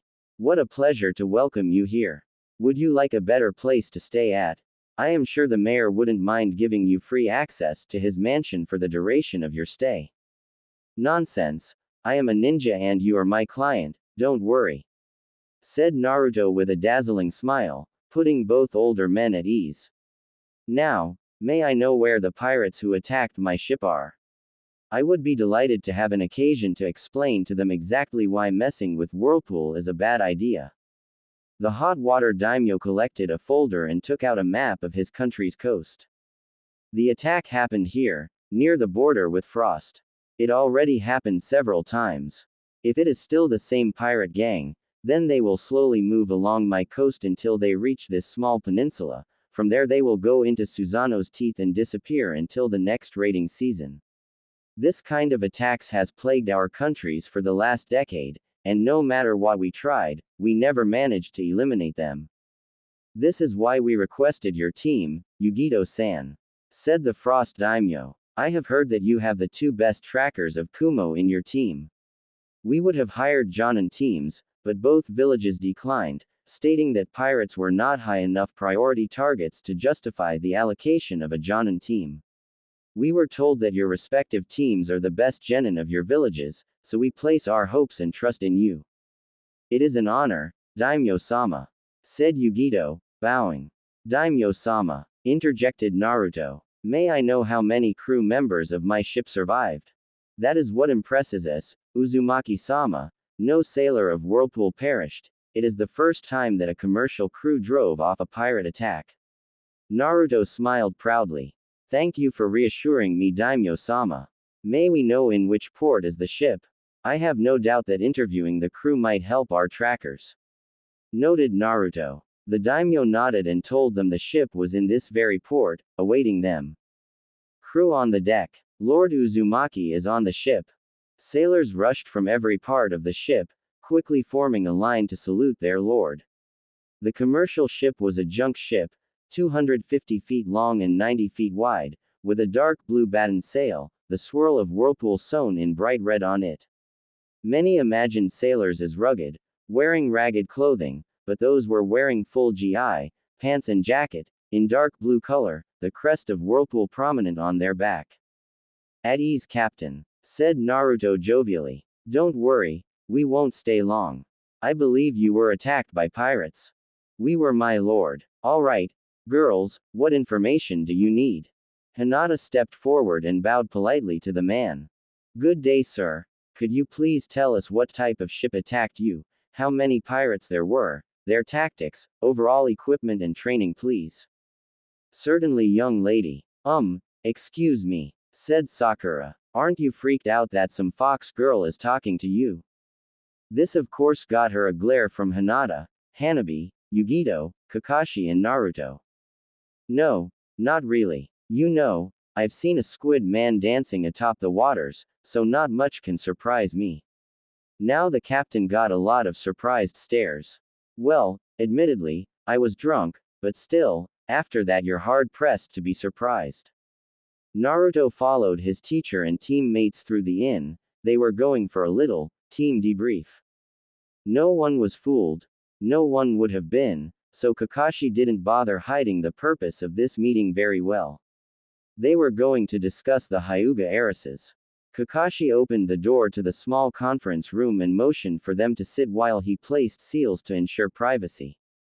Naruto sat calmly on the left of his teacher's seat, and waited for him to finish. Once that was done, the gray-haired man sat. Sasuke was on his right, and Sakura right in front of him. So, said the Jonin, what do you think we should do about these new developments? Asked Kakashi in a completely relaxed voice. What do you mean, sensei? Asked Sakura, looking slightly lost. Perhaps Naruto had overestimated her. Sakura, what do you know exactly about our relations with Kumo? Asked Naruto.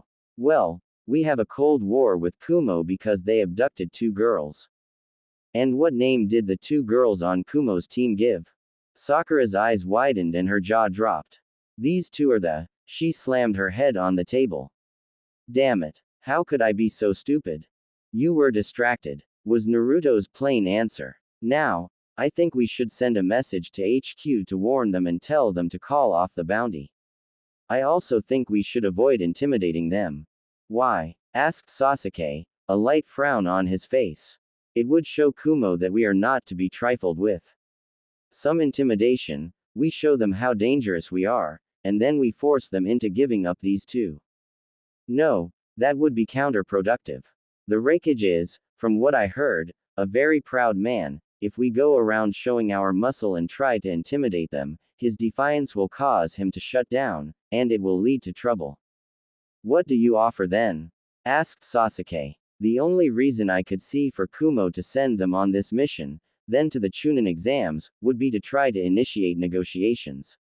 They're showing us that Hinata-chan and Hanabi-chan are safe and healthy, and they're trying to make them Chunin, and what is a common assignation for Chunin with ties to another village? Diplomatic duties, said Sakura. They're trying to squeeze peace out of Konoha and shove their crime under the rug. She said with a scowl. Most probably, said Kakashi lazily. But thanks to this little guy here. He pointed at Naruto. We have a way to put pressure on them. But for now, it is better to make it look like we're willing to let go. We're basically luring them into a trap.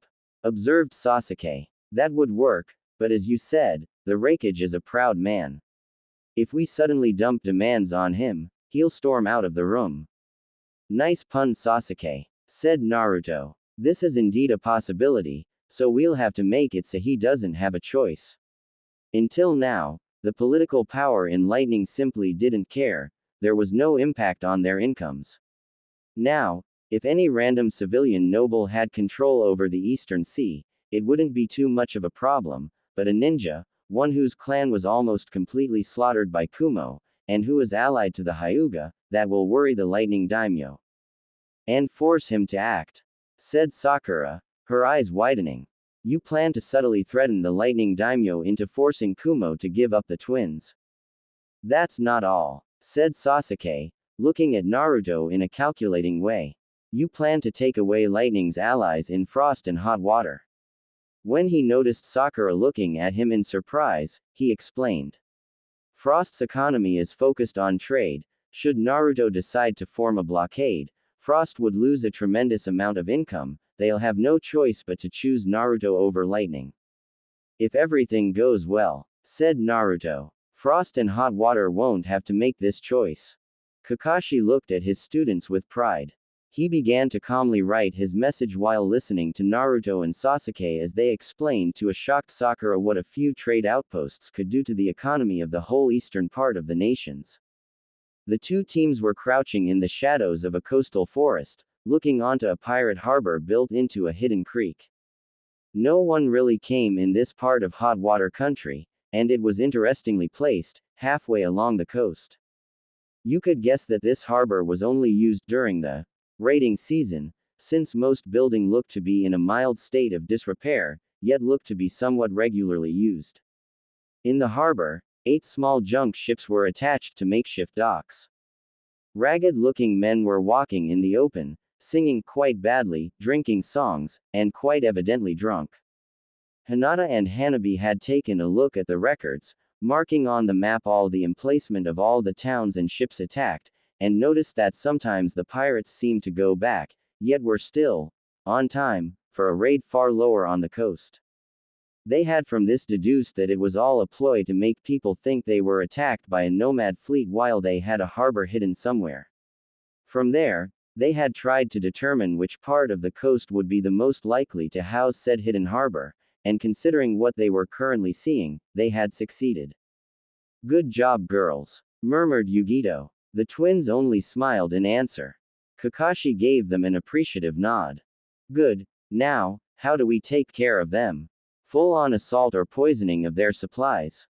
I would personally favor the second option, said Naruto. This harbor is quite a good location and would make a wonderful trade outpost, so I'd like to take the infrastructure, no matter how crappy, in a relatively good state. Do you only think about trade outposts? Asked Sasuke, annoyed. Of course I don't. I also actively search for ways to make your life miserable, answered Naruto with a cheeky grin, causing the sisters to snicker and Yugito to smirk. Of course, Sasuke and Sakura didn't share in the fun. Focus, said Kakashi. Poisoning also seems the best idea to me, but for other reasons. It would be the easiest way, but unless you stock some poison in your scroll Naruto, we'll have to go for the first solution. Are you shitting me? Asked an incredulous Hanabi. Just on the way here I saw a shitload of useful plants. 5 different brands for hemorrhagic poison, 3 neurotoxins and at least 2 paralytics. And that's not counting the 3 taste suppressors or the 2 plants with pollens usable to make the poison airborne. Sakura looked at Hanabi with a disturbed expression. You are sick. No, I'm perfectly fine, but once I'm done, they will be sick to death. Maybe we should clarify the fields of specialty of our genin. Kakashi asked Yugito, making the blonde Jonin nod. Kakashi nodded to Sakura, prompting her to begin. Alright, I specialize in uselessness and loud screeching, quipped Naruto. Sakura clenched her fists in anger before talking through her teeth. In genjutsu and medical techniques. I specialize in ninjutsu and kenjutsu, said Sasuke. In brooding, added an ever-smiling Naruto, to the annoyance of his teammates and the amusement of the Kumo team. And last, but far from least, said Naruto, I specialize in bojutsu, fuinjutsu, a bit on ninjutsu, and also on snarky remarks and smartass behavior. Said the blonde with a bright smile, causing the twins to snicker. Alright, I specialize on kenjutsu and ninjutsu too. Said Atsui. With a temperature fixation. Deadpanned Hanabi. Anyway, I specialize mostly on ambush, trap making and tracking, with secondary focus on close combat, both with a short sword and a kunai, and hand-to-hand. I study botanic to increase my proficiency through the use of poison. I focus on tracking and disabling targets. Said Hinata. I also trained as a chakra sensor, but my main strength is in taijutsu, with a secondary focus on long-range lightning jutsu. I also have basic training in medical ninjutsu. Kakashi nodded. So, you have a tracking, capture and assassination team with a heavy hitter added in just in case things go out of hand, while I have an assault team. That ought to be interesting. Hinata perked up and activated her Byakugan. 5 ships coming, pirates, they seem to have taken prisoners this time. They'll be here in 2 hours. Kakashi swore under his breath. Yugito seemed to think for a bit. Kakashi-san, do you know the shadow clone technique? Hanabi will need to work fast and she'll need to have all the ingredients brought to her at once. Kakashi nodded, and just as he summoned 5 clones, Naruto summoned 20. The more the merrier. So, what do we need to look for? Hanabi smiled wickedly. The pirates were still blissfully drunk when a light yellow cloud settled over the town. They didn't pay it any mind. Clouds of pollen were relatively common with the amount of plants in the area. When a few of them began to cough, they didn't really worry either, neither did they when 2 or 3 fell, gurgling, in a puddle of thick liquid. It was common for them to throw up. However, when they all began to cough out blood, they began to worry and even panic when they realized they were all dying. But it was too late, and they died before they could do anything. An unnatural breeze swept across the town, sending the cloud in the upper parts of the atmosphere before 8 figures landed among the decimated pirates. The poison will lose all potency in the next 3 hours, unless it goes into a rain cloud and falls in someone's mouth before the time is up, it will do no damage. Said Hanabi. Sasuke looked around the port, honestly ticked off. That wasn't a way of fighting worthy of an Uchiha. They had died without even having a chance to survive, without a chance to fight. It left him uneasy. Sakura on the other hand was positively horrified. She couldn't look away from the fear-stricken faces of the dead pirates, their faces frozen in expressions of pain and fright, their empty eyes boring into her very soul accusatingly. Her breathing picked up, her eyes were wide, darting from one body to another. Suddenly, a hand on her shoulder forced her to look away and into the eye of her teacher. Sakura, death is a reality of our trade and it can be messy like now. Breathe deeply, and remember that they deserved it. They killed and raped innocent villagers for years, and now they paid for it. All right. Sakura nodded weakly, and tried to get a grip of herself. It was glaringly obvious that Kakashi would have to talk to her later on, but right now they didn't have time. Sakura looked at Hanabi with a slight twinge of fear. What did you put in the pea poison? 2/5 of hemorrhagic poison to kill, 2/5 of neurotoxins to reduce their movement and numb them, and 1/5 of paralytic to stop thoracic movement, thus ensuring maximum accumulation of blood in the lungs. Since the poison was airborne, the lungs were the first affected, they drowned in their own blood. Said Hanabi dispassionately, looking at the bodies with clinical interest. If it can comfort you, the neurotoxins also destroyed their nerves in their lungs, they didn't suffer much. It seems to be especially effective, sensei. Would it be possible to harvest some more plants? If possible, I'd like to have some seeds to set up a garden and make some spare poison. Yugito nodded, but a small frown was on her face. Hanabi, Hinata, you seem to take this awfully well. Why should we give any importance to their lives? Asked Hinata calmly, looking at the bodies in slight disgust. We didn't know them, they were monsters, and despite that, sister gave them a relatively painless death. We have no reason to feel guilty. Maybe we should prepare the ambush instead of talking like that, offered Naruto. The creek was nothing more than an indentation in the cliffs, hidden by jagged spires of rock rising from the ocean, and there is a large rock arch above the entrance of the creek. Kakashi, wanting to see what his student would come up with, decided to give him an occasion to express his creative mind. I take it you have an idea, Naruto. Yeah, there are 5 ships, we have 2 Jonin and 6 Genin. Each Jonin takes a ship, the last 3 ships are spread between the Genin in teams of 2. Placing the sisters together seems quite obvious, and I would advise either me or Sasuke with Sakura, and the last with Atsui-san. Are you calling me weak? Growled Sakura. No, but you just went through a traumatic event, and might freeze up after your first kill. I'd rather place you with someone I know can protect you until you snap out of it than with someone whose capacities I know nothing of. I do not mean to insult your abilities, Atsui-san, it is a matter of peace of mind. No worry, I understand. So, who am I gonna work with? Blondie or Broody? Now Sasuke was hesitating. Atsui was beginning to act all smartass like Naruto, but on the other hand Sakura would piss him off to no end if he saved her.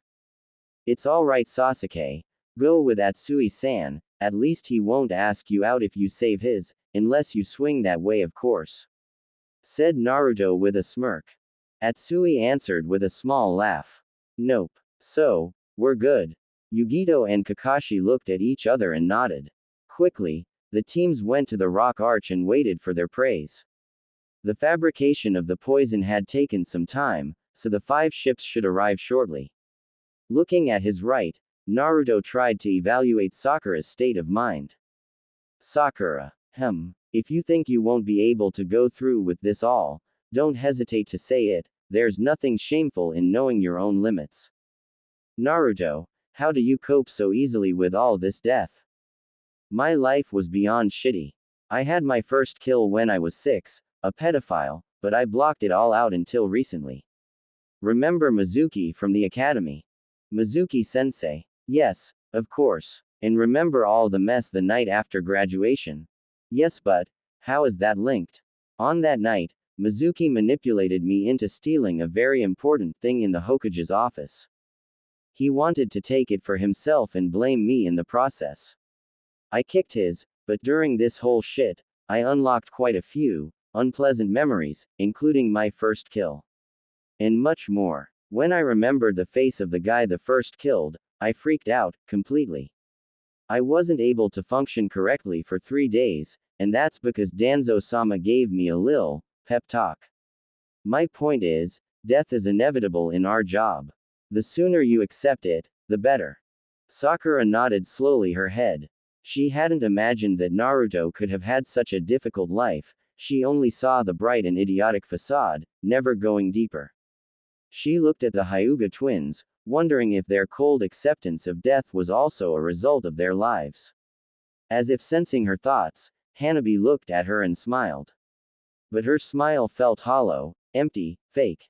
Wondering why we don't care about all the blood. Sakura nodded. Tell me, do you know what a Jinchuriki is? Hanabi. Oh please Yugito, it's not like the fox ears and tails aren't giving it away, we didn't have that when we were abducted. It is, after all, one of Kumo's wonderful gifts to us. Said the young Hyuga bitterly, causing the elder blonde to stay silent. Hey, so, you know what it is? Sakura shook her head weakly. You see the Biju, like Kyubi. It's no use killing them, they reform. So mankind went for the next best thing, sealing them. And since these masses of chakra are beyond badass, a simple thingy wouldn't be enough. So they're sealed in people, those are Jinchuriki. Is that what you and your sister are? Nope, a Jinchuriki isn't supposed to take on characteristics from the Biju they jail. Wait, if a Biju is too strong to be killed? Said Sasuke. What happened to Kyubi? Naruto snorted. Guess who's the lucky guy that was born that night? He said darkly. S-class secret. Talking about it is punishable by death. My life is shitty enough with 75% of the adults glaring me to death. Sasuke looked at Naruto with wide eyes, shocked beyond belief. Yugito on the other hand looked sympathetic. You can tell the fox that Matabi said hi. Naruto seemed to space out for an instant before refocusing. Kyuubi says hi too. Snorting that he didn't forgot the catnip beer. Yugito facepalmed and muttered something, causing all those around to look in either surprise or amusement. Naruto, should you have mentioned an S-class secret in front of a foreign team? Asked Sasuke cautiously. Yugito-san already knew, we container can immediately tell when another is nearby. The only mystery was which biju we held. Yugito nodded in agreement. Alright, let me get this straight. Said Sakura. My teammate has some oversized seal on him with the Kyuubi behind it. Yugito-san also has a biju and said biju apparently gets high on catnip. Okay. But then, what are you two? Failed pseudo Jinchuriki. You see, Kumo had two idiots who tried to kill the Nadaime Raikage, Ginkaku and Kinkaku, the gold and silver brothers. These two also tried to take on the Kyuubi when it was still free, and ended up swallowed. They fed on the fox's stomach for some time until it just threw up and put them back out, but the idiots had gathered some of its chakra in them. They were pseudo Jinchuriki, with independent pieces of Kyuubi's chakra trapped in them, like some sort of smaller Kyuubi. I believe the max they had was 7 tails. Anyway, after their failed coup d'etat, they were captured and jailed. Kumo looked for a way to use their power. And then, one day, they abducted 2 cute little girls from Konoha. From then, Hinata took over. We were precious to Kumo, they needed us to be as resilient as possible, so they thought that associating the Kyuubi's chakra with our Byakugan would be a good way to ensure we would survive as long as possible to pop out a shitload of little babies and reverse engineer Jukin. They were confident in their ability to brainwash us into being loyal to Kumo. We were 4 when they sealed it in us. 10 hours of pain, non-stop. And they failed massively with the sealing. The fox's chakra reacted strangely with ours, and as it coursed through our chakra coils, it mutated us into what we are now. After that, they tried the brainwashing, and ironically, the fox's chakra forbade it. We were completely resistant to any brainwashing they tried. In such cases, the standard procedure is to make the people brain dead, that way you can still use the genes but you don't have to worry about any resistance. But they had invested too much in us, and extracting the fox's power would have killed us. Not to mention it would have failed since it fused with ours. So they decided to see if they could persuade us to be loyal to Kumo. Hanabi began talking again. They placed us in the care of people who had similar plight, Kumo's 2 Jinchuriki, Yugito and B, but after the sealing we had associated A's face with pain, so we mistrusted them, and basically everyone in Kumo. In the cloud, people look at us either like we must be raped on sight or like we're failed experiments who should have been put to death, and there's a group that regularly tries to hurt us. The constant whooping Konoha inflicted on Kumo didn't help, since these idiots blamed it all on us. We needed some way of retaliation, and we went for pranks. But not the harmless pranks, each and every one of them was obviously designed to kill, but made with non-lethal material. That way we killed half of Kumo's Chunin forces, 3/4 of their Jonin, the whole academy, students included, the Raikage and the whole council, along with 3 of the 5 great clans in Kumo. Strangely, after that, we began to be left in peace a lot more. Basically, we had to fight every day for our peace. Said Hinata softly. And during our years in Kumo, we also had to kill quite a few people who tried to hurt us. Hardship and bloodshed are 2 old friends to us, so it doesn't really bother us. Now, you probably understand why we don't care about killing. We don't know them, they are just threats to our existence, and as all threat, they have to be eliminated. Finished the young girl coldly. Kakashi looked at Yugito uneasily. Your village really did a number on them. Don't remind me. It makes me sick each time I think about it. I still don't understand what went through A's head when he decided to have them abducted. I don't think I'll ever understand. Oh, well, these 2 have taken their revenge. Throughout the academy, and even a little before, they literally swamped him with paperwork. How can some paper be dangerous? Asked Sasuke skeptically. Simple, brat, answered Yugito. They caused so much trouble every day that I had to spend all his life in his office, with barely 3 hours to sleep. He didn't go home at all in the last 4 years. I heard he's considering his workload right now to be a vacation. Hinata and Hanabi smirked smugly, proud of their handiwork before Hinata activated her Byakugan again. They're almost there. They lapsed into silence, waiting for the ships to appear. Once all 5 ships were in sight, they quickly assigned each group or Jonin to a ship, and jumped down. While falling, Kakashi took out 2 kunai and threw them, killing tow pirates. He then whipped out 5 shuriken, eliminating as many thugs. The ship was quite small, he had already eliminated half of the crew. Landing nimbly on the deck, he darted toward the nearest pirate, smashing his throat with his fist before throwing 2 new kunai, killing 2 men and throwing them into the waters.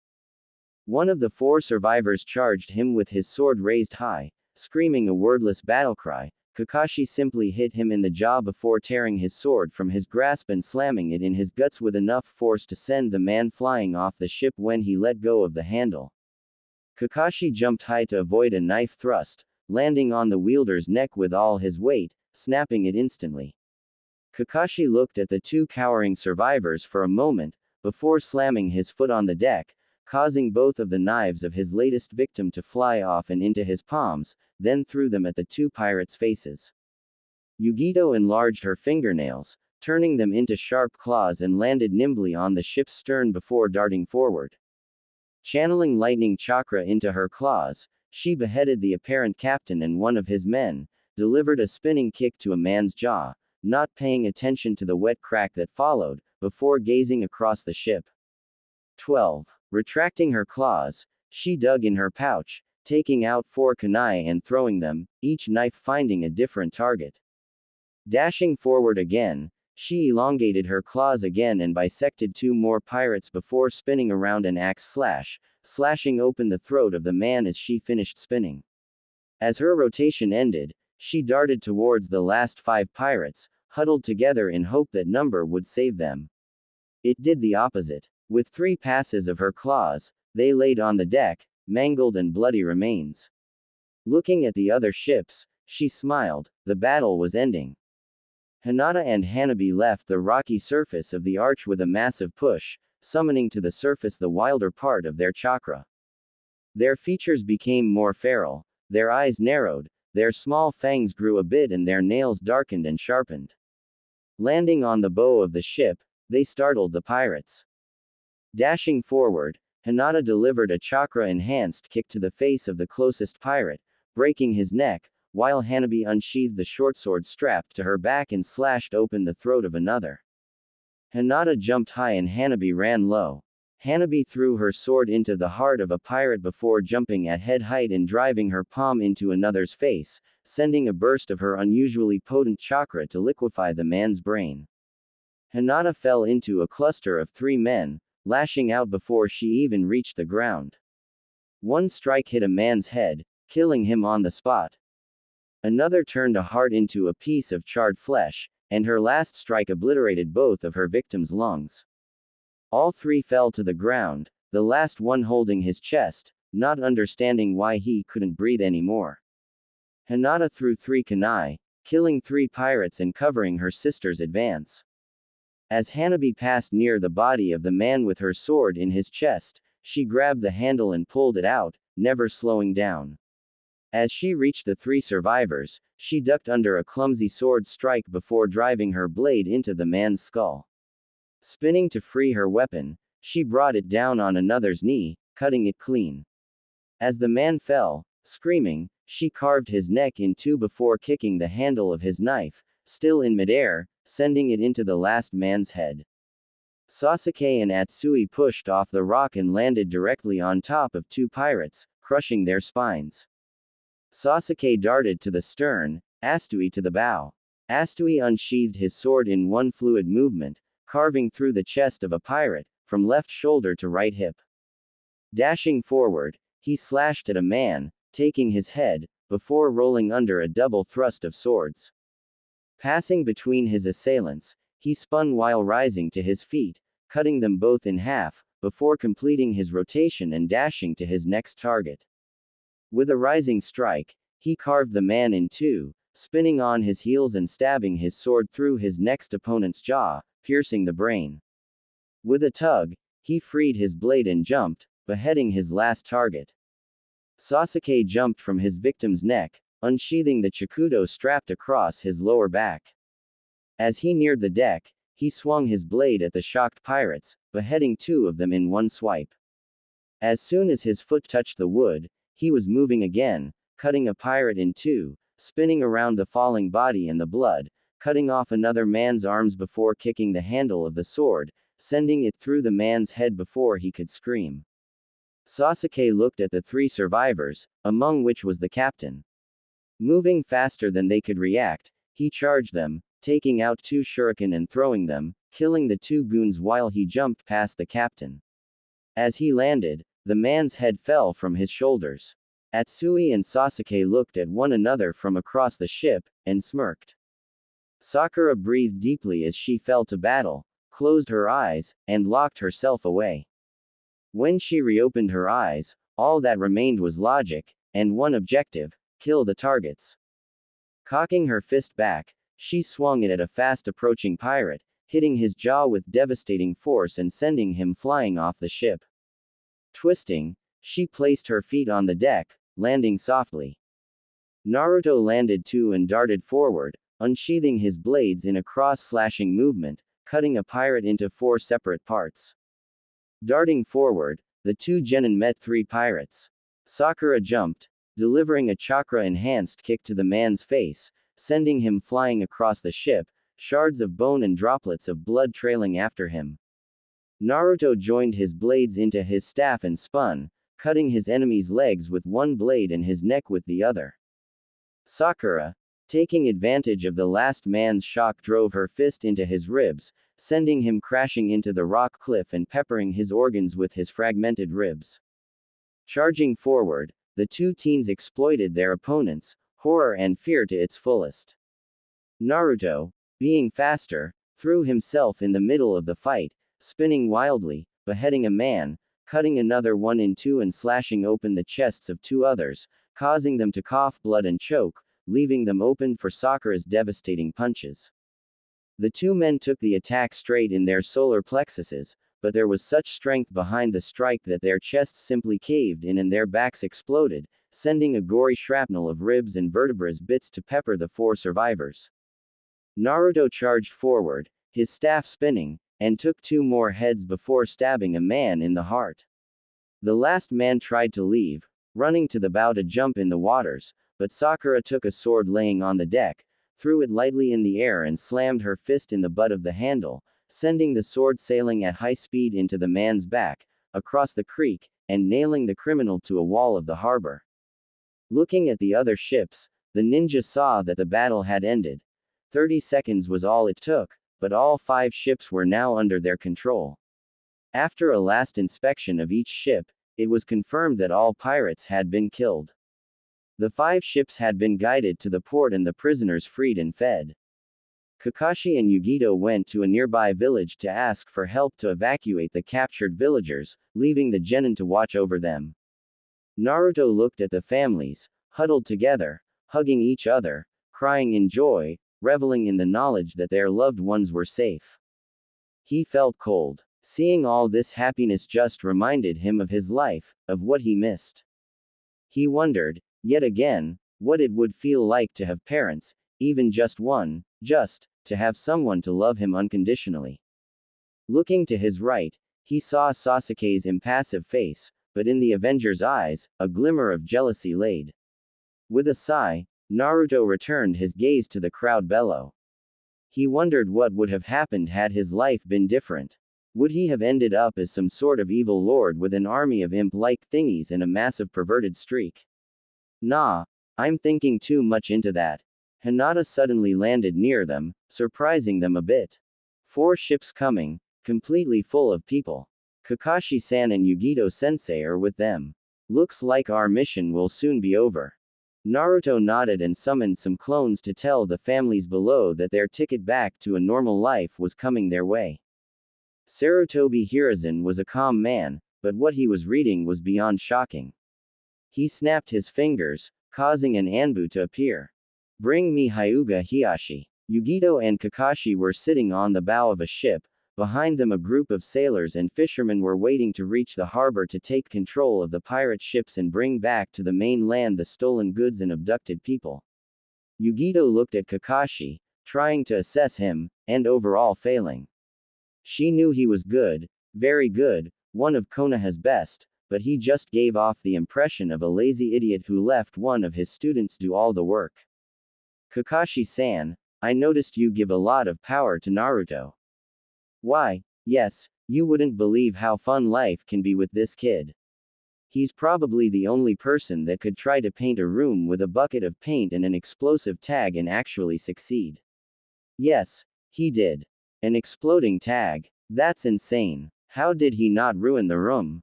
It was low power. Even so, the shards of the bucket should have pierced the walls.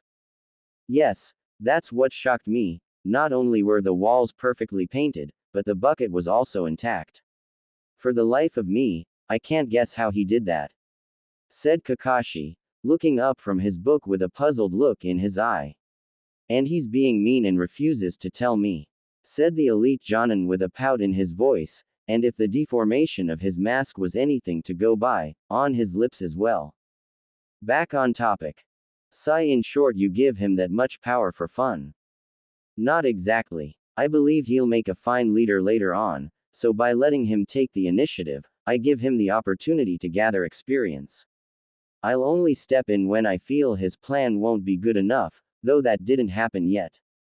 Do you do the same with the Uchiha? I would if he took the initiative more often, but he doesn't. I guess I'll have to talk to him about it eventually. Maybe later. He doesn't really seem to be ready to me. Are you talking about his tendency to glare at anything that even remotely offends him? That and more. You'll see what I mean if you stick around long enough. It's just a tad bit too complicated to put in words. When the ships entered the harbor, they saw the prisoners organized neatly on the docks and the genin spread out across the roofs, keeping watch. Yugito nodded in satisfaction. They did their job well. Of course they did, they were well trained. At least, mine were, said Kakashi with a teasing smirk. Screw you, Hatake, answered a slightly amused Yugito. The ships docked and the sailors quickly spread between the pirate ships while the refugees boarded. The fleet left the harbor after Naruto carefully noted the place on the map. They reached the closest village in barely a few hours, but the night was already falling. All the shinobi were gathered on one ship, relaxing, talking or thinking. Sakura was at the bow, looking at the approaching village, a distant and almost dead expression on her face. She turned her head when she heard someone sit next to her, and noticed it was Naruto. Looking around, she saw the Hyuga sisters talking animatedly and noting things on a paper sheet, Sasuke and Atsui relaxing and talking about something. Noticing the slight smile on Sasuke's face and the fact he seemed to take Atsui's words into consideration, Kakashi and Yugito were also relaxing, leaning against the railing of the ship and reading identical orange books. How? Naruto hummed in surprise. He had expected to be the one to begin the conversation, but it could work that way too. How do you all deal with death so easily? Well, no need mentioning the Jonin and you know for Hina-chan and Hana-chan. For Sasuke, after the Uchiha massacre, he probably spent hours thinking about killing his brother for slaughtering his clan, so he had years to get used to the idea of killing. The actual act didn't really bother him because of that. And you? Asked Sakura after a moment of silence. I'm complicated, said Naruto with a bitter smile. You heard people call me Kitsune, right? Well, that was the mask I choose in the gauntlet, an underground arena built by Danzo-sama. He takes promising students and trains them while keeping them in the normal circuit. The thing is, for a long time, Kitsune and Naruto were two different people. Sakura looked at him with wide eyes. Why, you mean to tell me that you have double personality disorder? Quote. Had. Not anymore. Kitsune and the old Naruto began to merge during the Mizuki incident, and the merging finished the night we left Guy's team. Sakura nodded her head in acceptance. Is that why you were so snappy and unstable during the first month of the team? Yeah, the two merging personalities were basically opposites. Naruto was completely positive, happy-go-lucky, slightly dumb and with absolutely no focus.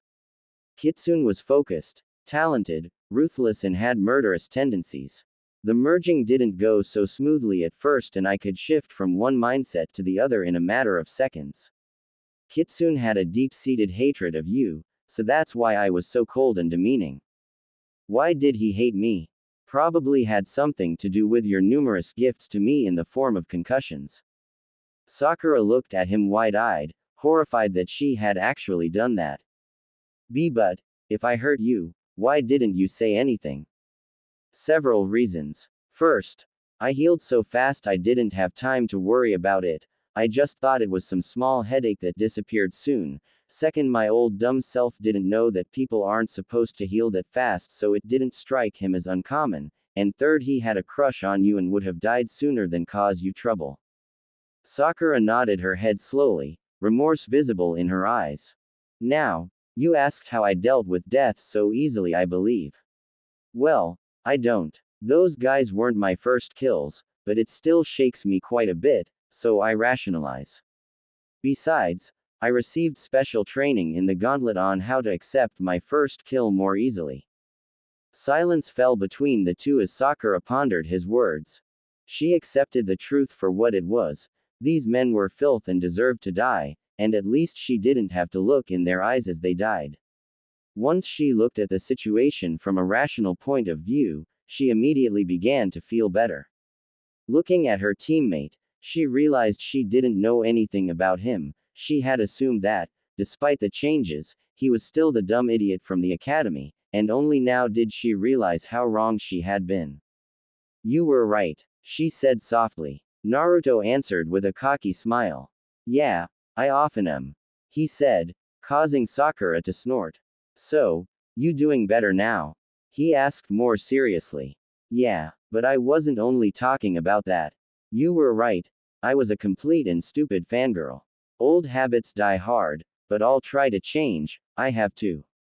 Naruto nodded in approval. You're growing up. Why did you say 75% of the adults hate you? Hokage-sama must have had Shinobi explain your situation, right? So why do they hate you? Did they see you as the Kyuubi reborn? No, the village isn't populated by retards. The few people who actually saw me as the Kyuubi reborn were dealt with extremely fast. They hate me because I am a reminder. When they think of me, they think of the Kyuubi, and what they lost because of it. They hate the fact they cannot forget this pain. My only option is to make it so when they think of me they stop thinking of something else, to make them think of me as a human being, a person. Whirlpool is a way to do that, becoming Hokage was one too. Naruto looked up into the darkening sky. There's another problem. A Jinchuriki can be an extremely powerful being. A good example would be Han of the steam armor of Iowa. He is one of the strongest ninja alive, strong enough to fight the Yondaime Hokage to a stalemate. What? He is that powerful. Yeah, and he only got the Gobi. He must be Tsuchikage if he is so strong. Nope. That's the trick. We are also seen as time bombs ready to explode, and because of that we are ostracized. Han hates Iowa with a passion, he loathed the rock, and has for a very long time, so they placed a seal on him to forbid him from attacking Iowa shinobi. Anyone else is free game. Loyalty is always a tricky issue. Sakura nodded, beginning to understand a bit more. So, you're both a risk and an asset to Konoha. If so, why would they allow you to be mistreated? Or why didn't they train you early on? A Jinchuriki isn't your classic ninja, emotions play a big role. If you feel isolated, you begin to give in, and with a container, the results can be disastrous, so the old man tried to give me a normal childhood and the occasion to make friends. Didn't work so well. Kiba became an Shikamaru is too lazy to stick up for me, and Choji is way too insecure about his weight to defend me without being afraid of being ridiculed too. Why not try with other people? I'm pretty sure Shino would have understood. That's where it gets funny. To make sure my childhood was normal, I wasn't even told about the QB in my guts, and I had to find out the hard way. So, for the longest time, I saw Shino as creepy, even if I felt kinship because of his loneliness, so I didn't talk to him, and ended up lonely myself. As for the others, well, you know just how popular I've always been. Sakura frowned. She remembered all too well. Then something struck her. Naruto had no reason whatsoever to be nice to her, she had been a bitch from day one to him. Why are you helping me? Or being so honest to me? Because, like it or not, we're a team. If you know a bit more about me, maybe you can understand how I work and the team will only get better. Then, you are one of my comrades, so I have to help you mature faster. I don't think we've ever been friends, and I'm not sure we can ever be, but at least we can respect each other, especially now that you dropped the fangirl thing. Sakura nodded. After a few minutes of silence, Naruto looked around and saw something that made him smile. Hey, Sasuke, Atsui. Everyone turned to look at Naruto, then at the two, and noticed the two swords boys had each other's swords in hand and were talking about the blades and comparing their qualities. Well, before Naruto interrupted, now they just had their hands on the blades. Two boys caressing each other's sword, something you wanna tell us? Said Naruto with a teasing smile. Sakura repressed a snort, Hanabi snorted loudly, Hinata left out a giggle, Kakashi raised an eyebrow, a spark of amusement in his eye, and Yugito smirked. Atsui and Sasuke remained impassive, then looked at each other in the eyes, before grabbing the back of the other's head and kissing wildly. That stopped everyone. They quickly separated and looked at Naruto. Sasuke smirked while Atsui burst into laughter with a loud, "Gotcha." Then, Sakura surprised everyone. Ooh-yeeaah. She screamed with wide eyes to take in the scene better, a massive perverted smile and the mother of all nosebleed. A second round of laughter followed, with only Sasuke not joining in. In fact, the Uchiha heir paled considerably when he realized he had just given wet dream material to one of his fiercest fangirls. Brother, does this count as a miserable life? Naruto opened his eyes to find himself in the sewers where he met Kyuubi for the first time, and in front of him was said Biju, still behind the bars of his jail. Only, the fox was grinning like a like a mad fox. Looking around, he saw Hinata and Hanabi looking around in surprise, before their gaze fell on him. Naru-kun, what the heck? One moment we're going to sleep, the next we're here. Said Hanabi. Well, I can't really explain. It seems that your connection to Kyuubi here, he said, pointing at the fox, allowed him to pull you in my mindscape, so I think it's safe to say that he is the cause for those blurry dreams we shared. Correct, young one. Now, I have been trying to pull those two here for quite some time, but only succeeded tonight. It is good, for we have a lot to discuss. Yeah, for instance, what are you going to do about them? You said we'd see once we met those two presences you were talking about, and I guess they are Hina-chan and Hana-chan. So, what course of action? Well, now that we are closer, I could study more the way their chakra reacts. It is quite interesting. How so, Kyuubi-sama? Asked Hinata politely. Kyuubi nodded appreciatively at the young girl's politeness. It seems that Kumo's attempt to turn you into pseudo-Jinchuriki had unforeseen consequences. Your usual chakra and mine partially fused, and it impacted your whole DNA. For the sake of clarity, I must ask, do you know of the different types of chakra? You mean the elemental affinities?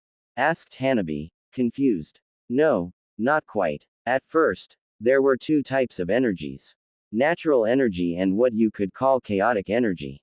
While the first is quite passive and peaceful, the second was far more agitated. Natural energy still exists nowadays, though in very small quantities. Chotic energy on the other hand disappeared, or more accurately, transformed. So what? They're a nice energy and a bad energy? Asked Hanabi doubtfully. Ah, you misunderstand. Both were completely neutral from a moral point of view. It's just that chaotic energy was far more active. It couldn't just exist like that, so it slowly seeped into creatures and formed big pools of boiling energy. The two energies were incapable of melding at first, but sentient life changed that. The humans found some of those pools of both energies, and began to use them for rituals. How do you know all that, Kyubi-sama? Are you a scholar? Asked Hinata in wonderment, cocking her head to a side. In a way, yes.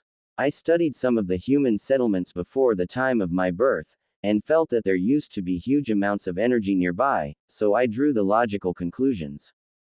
Anyway, as I said, these pools were used for rituals that prefigured the use of chakra.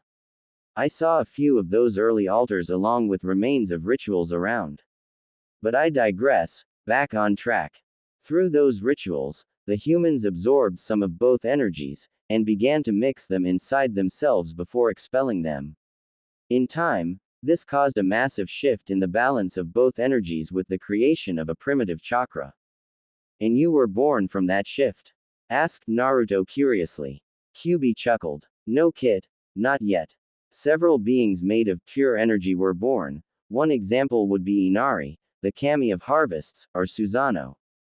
So yes, the kami do exist, they just don't act directly. They were mostly born from natural energy, with the Shinigami being an exception and being born mostly from chaotic energy and a slight mix of natural energy. There was only one being that was born from chaotic energy alone, the Jubi, the ever-shifting 10 tails, rumored to have twice as many forms. This creature was wild, destructive, and utterly impossible to control.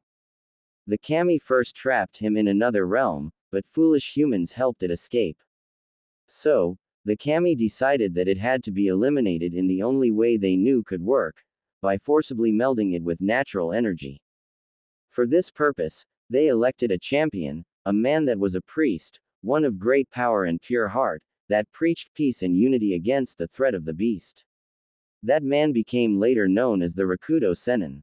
Wielding natural energy and the gifts of the kami, he battled the beast over land and sea, and finally defeated it, subjugating it and forcing it into submission by sealing it into his own body. Ah, I think I understand, exclaimed Hinata. This is why the sage is credited with the discovery of chakra. He used the Jubi's energy and melded it with the natural energy the kami taught him to wield, thus creating chakra and forcibly calming the chaotic beast. You catch on quick, young one. Yes, that was the plan, but the Jubi's mind had been marked by chaos, and could not be appeased. And since the process didn't go fast enough, the sage had no choice but to reach out to others, to help him in his task. To reward them, he bestowed upon them the gift of knowledge, teaching them how to create chakra of their own while releasing natural and chaotic energy around them to allow them to create the chakra. The more students he had, the faster it went, yet his whole life wasn't enough. I doubt the man would simply await death without a plan B. Right, your kit. Chuckle old man Rakudo was a smart one, and he believed in preparation. He split the Jubi into 9 beings, the Biju. But, his death approaching, his control slipped, and we were born unequally gifted in both energies, and it impacted our minds. For instance, Shukaku, the Ikibi, had a massive amount of chaotic energy, and the result was a massively unstable mind. On the other hand, Son Goku, the Yanbi, was born with an excess of natural energy, giving him a meditative nature. I was one of them, and mere minutes after our birth, we had to see the one we considered our father die. It was sad, but we knew he had a good life. It is regrettable that his sons didn't put their differences aside and began fighting for leadership, because it was the first hit to the peace old man Rakudo had instated, and it only got worse from there. But that is for another time. I take it that chakra coils appeared later, somewhere along the line. Stated Hanabi. Yes, they did. With the old man's death, a lot of chaotic energy was released, but it didn't cause too much of a fuss, with his many students around to steadily meld it with natural energy. With time, chaotic energy disappeared, and only a small piece of natural energy remained. In their stead, there was the energy used in senjutsu, the nature chakra. That leads back to the different types of chakra that exist. Depending on the balance of natural and chaotic energy at their creation, the chakra are different, with different levels of potency. But, Kyubi-sama, what of the chakra in our coils? Asked Hinata. Is it not produced by our cells? No, not exactly, it is transformed by your cells. When you absorb food, you also absorb the nature chakra in it, and it is then processed by your cells in two different ways. Most cells produce an equal amount of spiritual and physical energies, while muscle produce only physical energy and neurons produce only spiritual energies. And that brings me to the different types of chakra. Nature chakra is everywhere around you. You are so used to it that you don't pay any attention to it, and you need harsh training to actually feel it and use it. It is extremely potent and elementally neutral, but is watered down and marked by an element by your bodies when processed. Human chakra, you know best, so I won't talk too much about it. Then, there is Biju chakra. It differs from one Biju to the other, but it is always very potent, more so than nature chakra. The more tails a Biju has, the more potent their chakra is.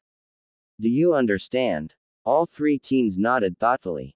So let me get this straight, said Naruto. They have two different types of chakra.